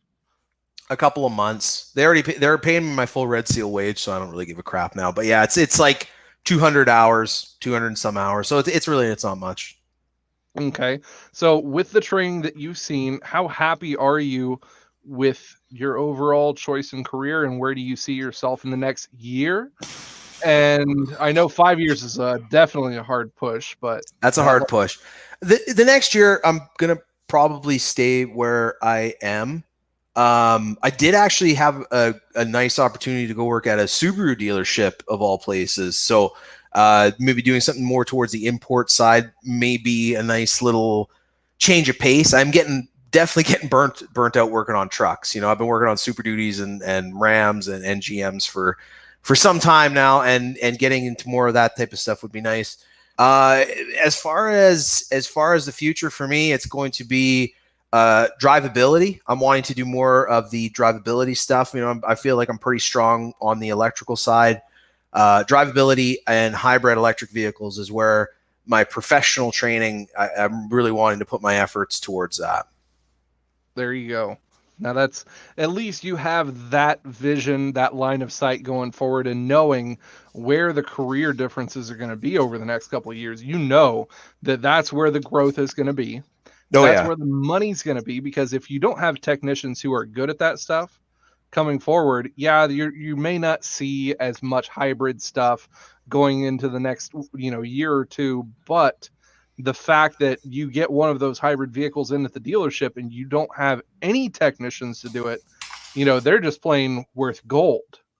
And And nobody wants to touch it, and that's where like the service manager is having a very difficult time getting guys, because they used to pay for your technical training. If you did it on your own time, they used to pay for it. And now, because of COVID, they're not. So nobody is doing their training. And it's one thing where if a guy wants to move up right now, you definitely have the opportunity to do a little training and get ahead of the rest of the pack. I see that being an industry standard here over the next couple of years, is paying the technicians more for the training that they're going to be having to need and having to take over the next couple of years. Oh, yeah. They're going to have to take so much more. And on top of that, it's going to be so much harder to get them into training. I don't know if it's the same for you guys, but here in the US, just getting the technicians through training at all right now is impossible at the dealership level. You're at the school level still. We're not talking about the dealership base where you just have your yearly updates that you might have to go to training for a new engine update or something like that. Those are the ones I'm talking. Like we're talking update classes for we have a newer 2-liter in direct injected gas motor at Chrysler, and we had guys that were on the waiting list for like the last year and a half, 2 years for one class. Ouch. Diesel, the diesel stuff is like, it's like like guys are literally in a perpetual state of being waiting listed for the training. The one thing that we're starting to see now, I don't know with Chrysler if it's the same thing, but Ford is pushing more of their dealership certification completely online. So you can do the majority of your in-class training can be done through like Zoom meetings or however they're actually going to be carrying it out. But that is a mandate that Ford has said. I think it's something that was coming regardless of COVID. I mean, as a way to get more tech certified, that they're going to bring more of it online. But this has been a big push now that they're trying to do more of the online dealership specific stuff. So I'm sure we'll be seeing more of that. I'd have to say though, personally, just over my personal training over the last 13 years, the online training courses where, okay, you're going to go through this to learn all about the 3-liter diesel, the VM 3-liter diesel, you have to go through this online training. Do you think I remember what I looked at on that 45-minute online training course for that diesel if I don't see 3 of them a week for the next month or so? Yeah.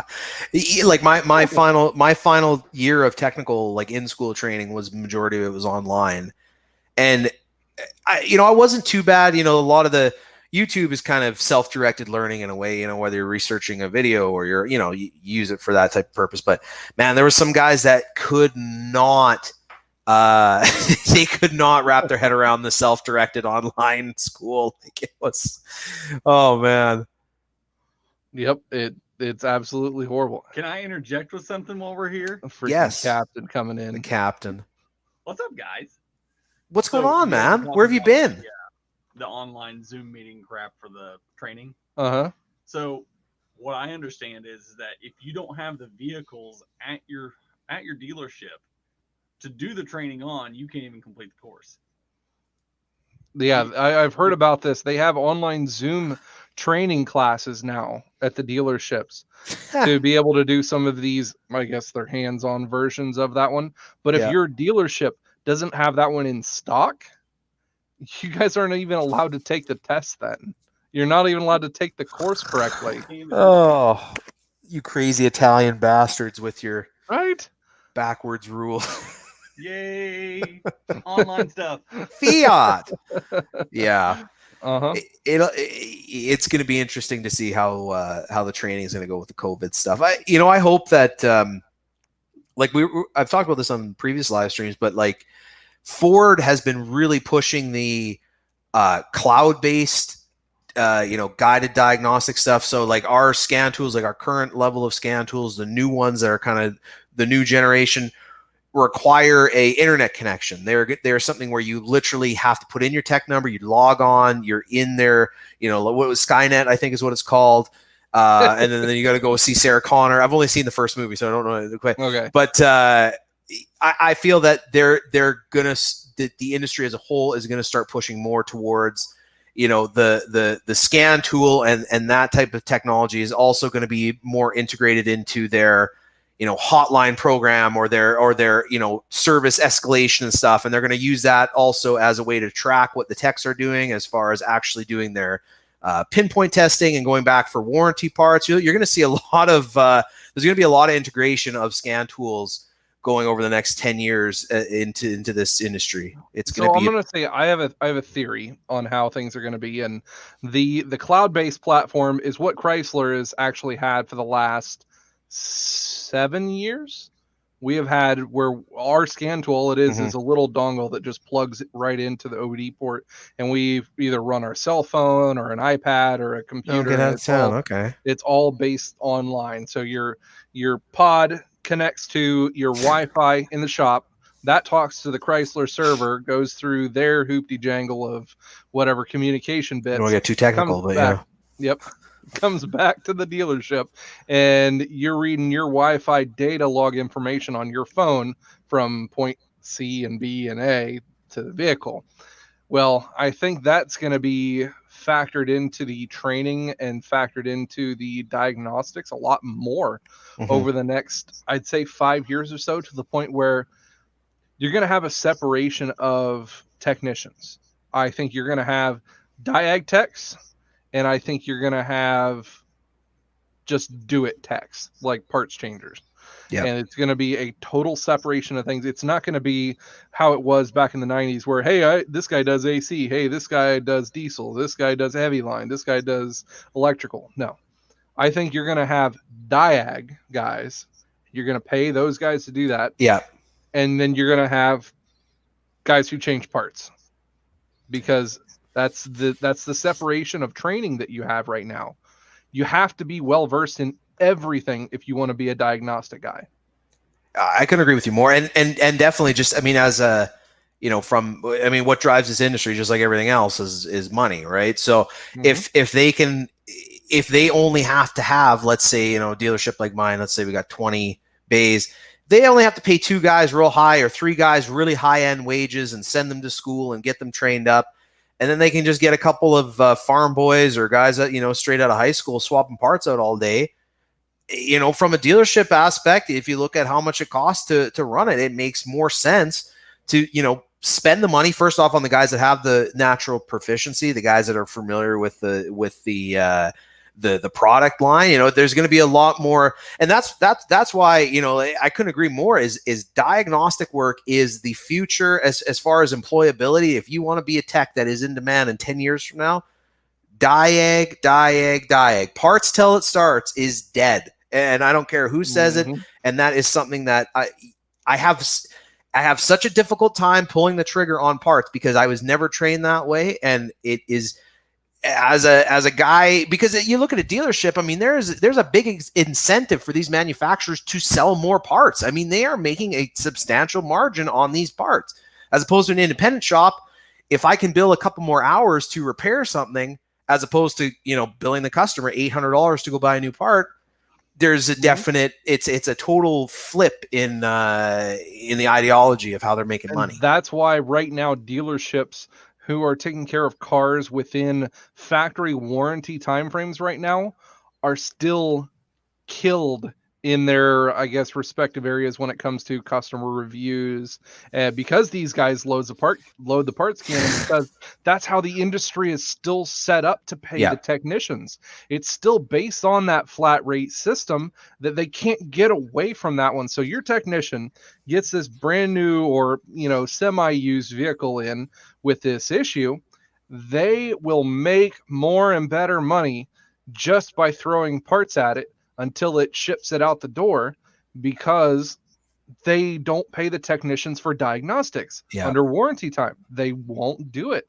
They don't have certain labor ops to diagnose this, because some people diagnose things at different rates or different levels. And for Chrysler, for the love of them, their diagnostic tests anyways might have an 80% viability percentage on whether their tests are even going to be worth a damn or be correct in the end of it anyways. This last week, I helped Captain Ron. He gave me a call on an issue with a DEF injector on a brand new Ram. They had put these parts and these parts on it, and that's not because they were hanging parts on it, but because that's what the test led to. The pinpoint testing. Time. Yep. Yeah, their pinpoint testing, they haven't evolved either. So not only are their parts side of things just wanting you to, okay, well, you can't replace this pigtail because it's a whole part. The parts is wanting you to replace parts. The dealership level is wanting to pay their technicians flat rate and not pay for diagnostics. So the time frame on these dealerships are at a failure point. They don't want to do things like that. So that's what they're doing, just selling parts. And then on top of that, the diagnostic pinpoint tests aren't covering exactly what is needed for even the technicians who give a damn about what they're doing in the dealership. They just want to sell parts too. Exactly. You literally, with some of these pinpoint tests, you have to stop and take a step.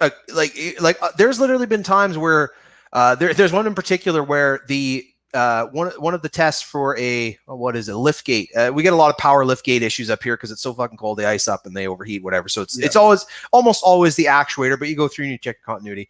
But one of the things is you do a self test of your lift gate module. It drives the bottom actual hatch, and then there's a glass portion up top so there's no clench motor on the top portion of the glass, and as part of the test, it will pop the glass out, and it doesn't clinch the glass, so it shows that there is an issue with the upper glass portion. So somebody who's not knowing can actually go through, run the pinpoint testing, and then they're replacing parts that are not even remotely related to the issue because of a failure of the scan tool to explain what it's actually doing. Yeah, I remember going through and I'm like, why do I have the first one I did, I said, why the hell do I this code keeps coming back? I don't understand. And then I was realizing that they were popping the glass every time, and it was registering as a circuit fault or an open of that. So yeah, it's there's I think too, like with electric vehicles, and that is coming. I don't care what anyone says. I mean, you look at the legislation that California has put through. I don't think they're putting enough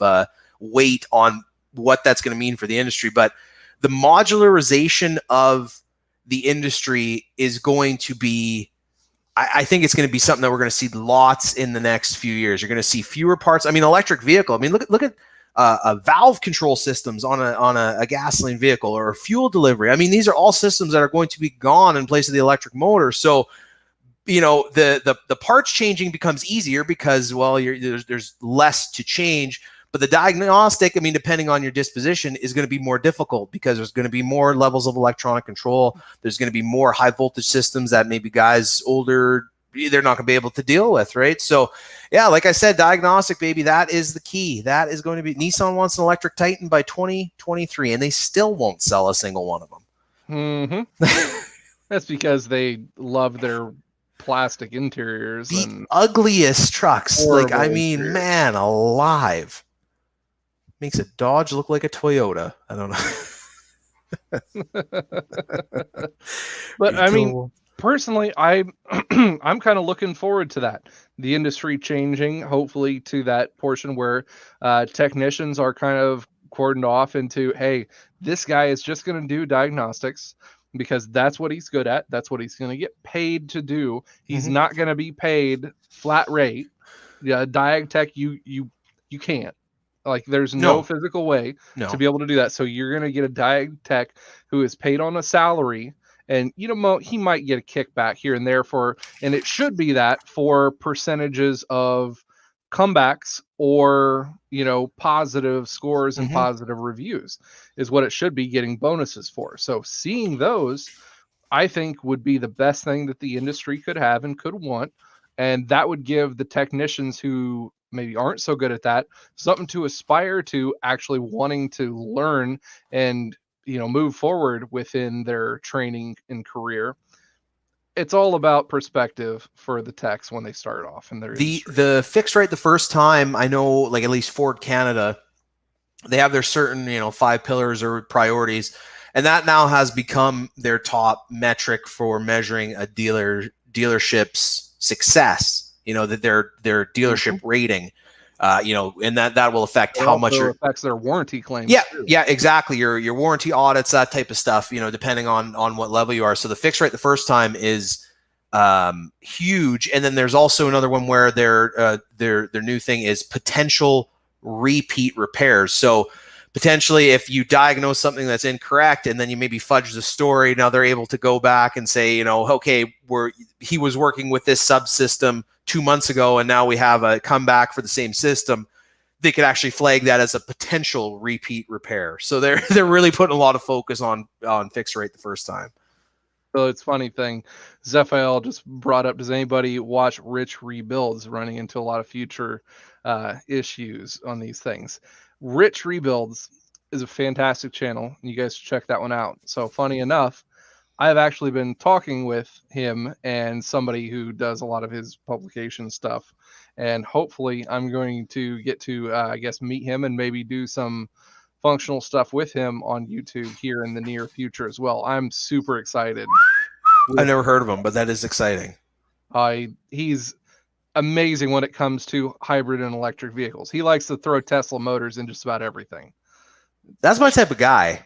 I can get behind that. You go look at his channel and you'll fall in love with the dude. Okay. He's suave AF. We're going to say that one.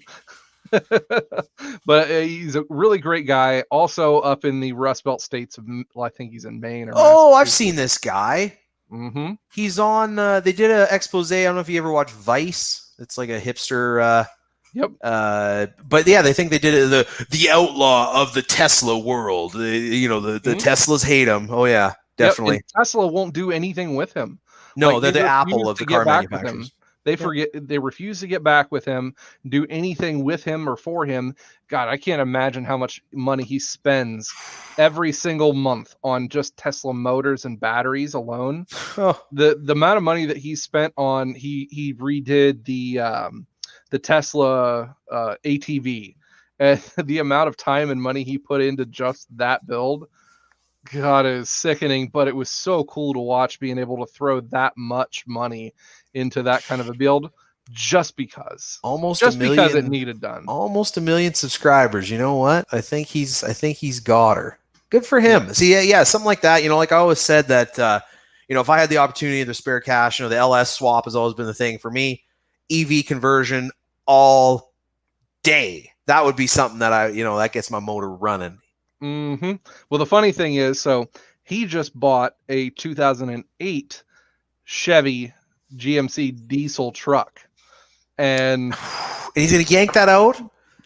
No, he's gonna look at actually building the diesel motor because he hasn't done anything like that on his channel. Mm-hmm. It's going to be interesting to see kind of the difference in build stuff between what I've done in my 06 LBZ to kind of what he's looking and planning on doing. And then you're gonna slam an electric motor in that 300, hey? Like just do a little bit of a tire roaster type of scenario. That would be sick, actually. Insane, right?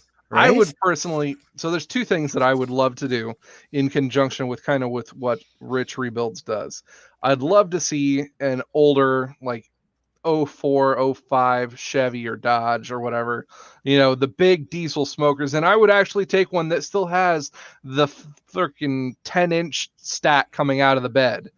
And I want to swap that one over to, 3 or 4 electric motors. Oh man, that would be Just sick. You Take open it to up a the pole engine or something bay, like that. Oh and yeah. all you see is fans, cooling, and batteries sitting in the engine bay. Take that to a truck meet in Ohio. They'd run you off with like pitchforks and like lit. Get out of here! Right? You're not one of us. Right. So I'd love to see that kind of a build. And then on top of that, I'd like to be one of the first owners of the new Tesla truck, just so I could mess it up and do Rust Belt stuff to it. Put some big old hoopty suspension on it, big old wheels, see how fast I can ruin the warranty on this thing.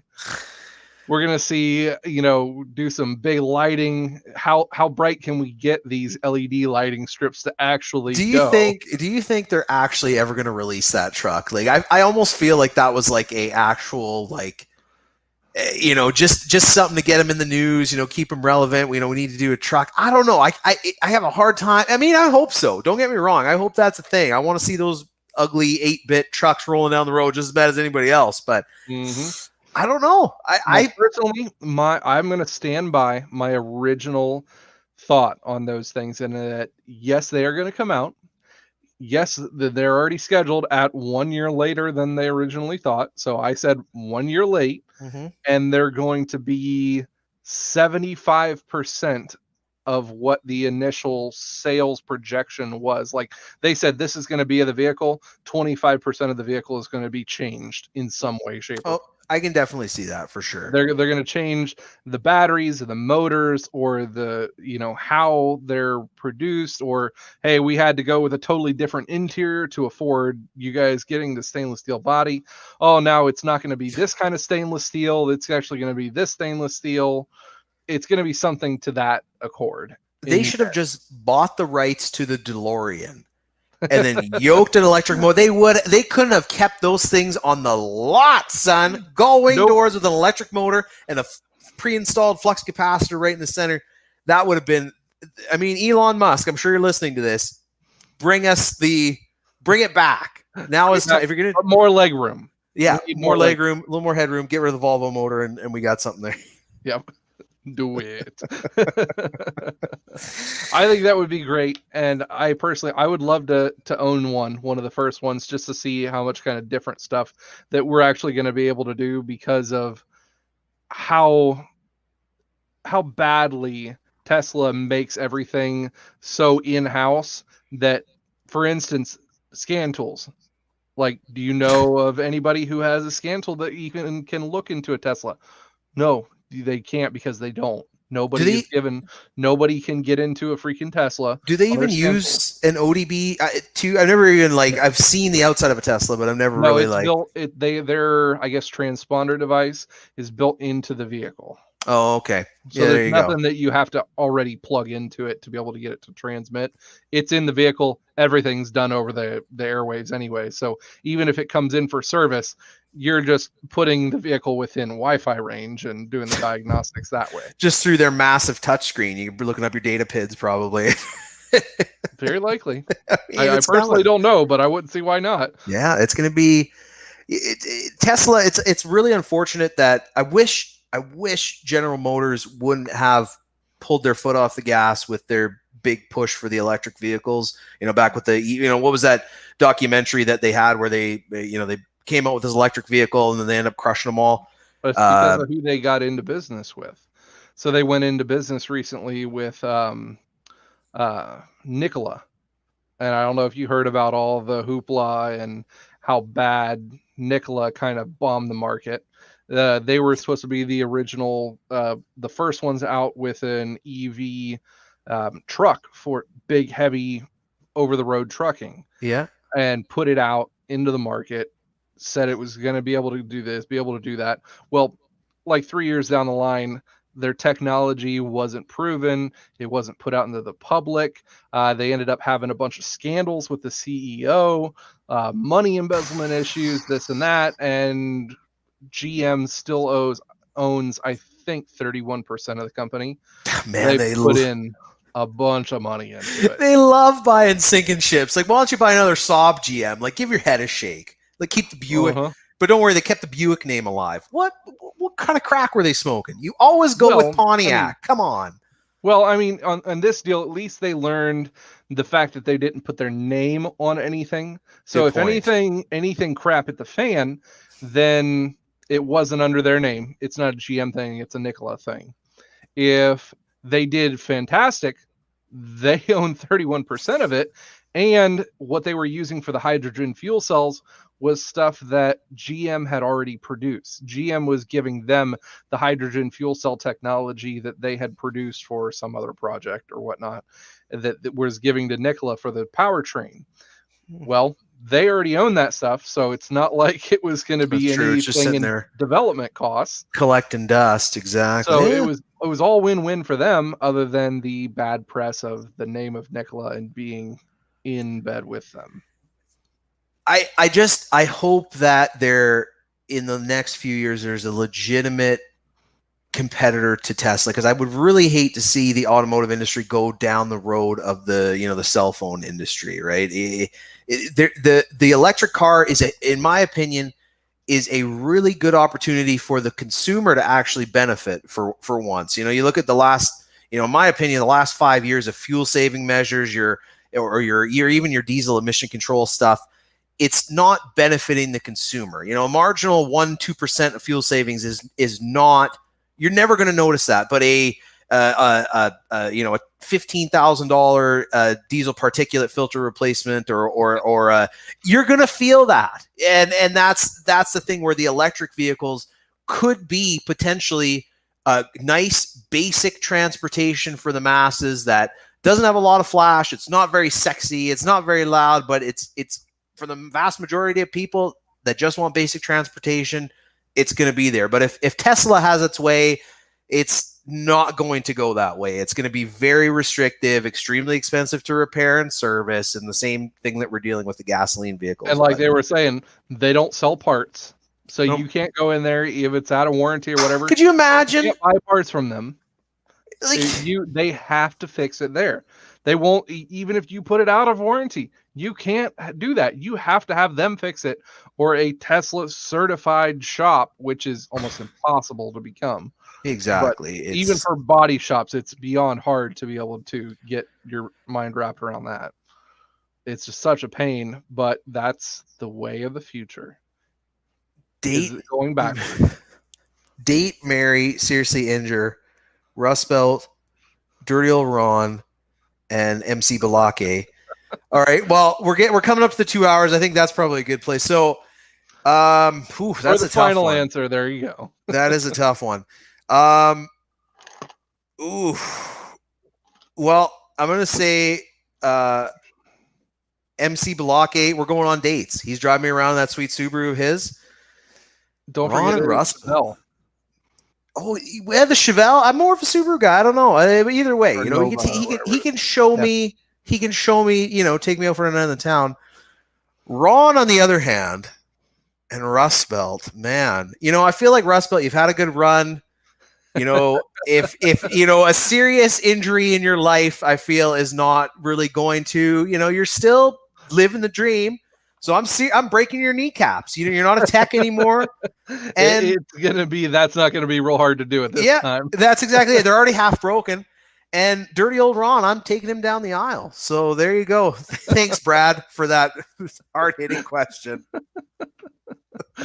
Oh, you guys are awesome. Subscribers are awesome. Glad to hear these kind of things. Oh, man. Well, man, it is about that 2 hour mark, and I really appreciate you coming onto the channel tonight, and I hope everybody has enjoyed the back and forth conversation. I appreciate you having me. It's always a blast. I need to get you on my channel. I'm planning on doing, when I'm officially done my schooling here in a couple 100 hours, I want to do like a big live stream, get a few companies on board, do some giveaways, have a few, a couple of the standard, the dirty old boys on, and make an evening out of it. So look for that in the future. I'm definitely looking forward to that one, buddy. And if there are any other questions that you guys may have after watching this afterwards, feel free to leave those in the comments below.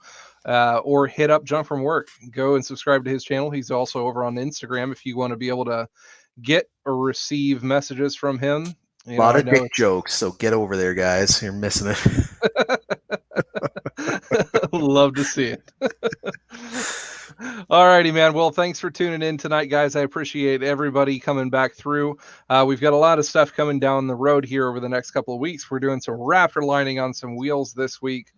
We've got the crappy old 300 still pulled the motor from that one today. And we're going to be doing some tech and how-to stuff. Also, a really good one that I got some more ideas, thankfully, from Jump From Work tonight on. I'm going to be doing a video special on the actual cost of what a technician is worth these days to dealerships and independent shops. Mm-hmm. So look forward to that one over here. All right, man. Well, thanks for coming on, and we will check you guys out later. Take it easy. See you.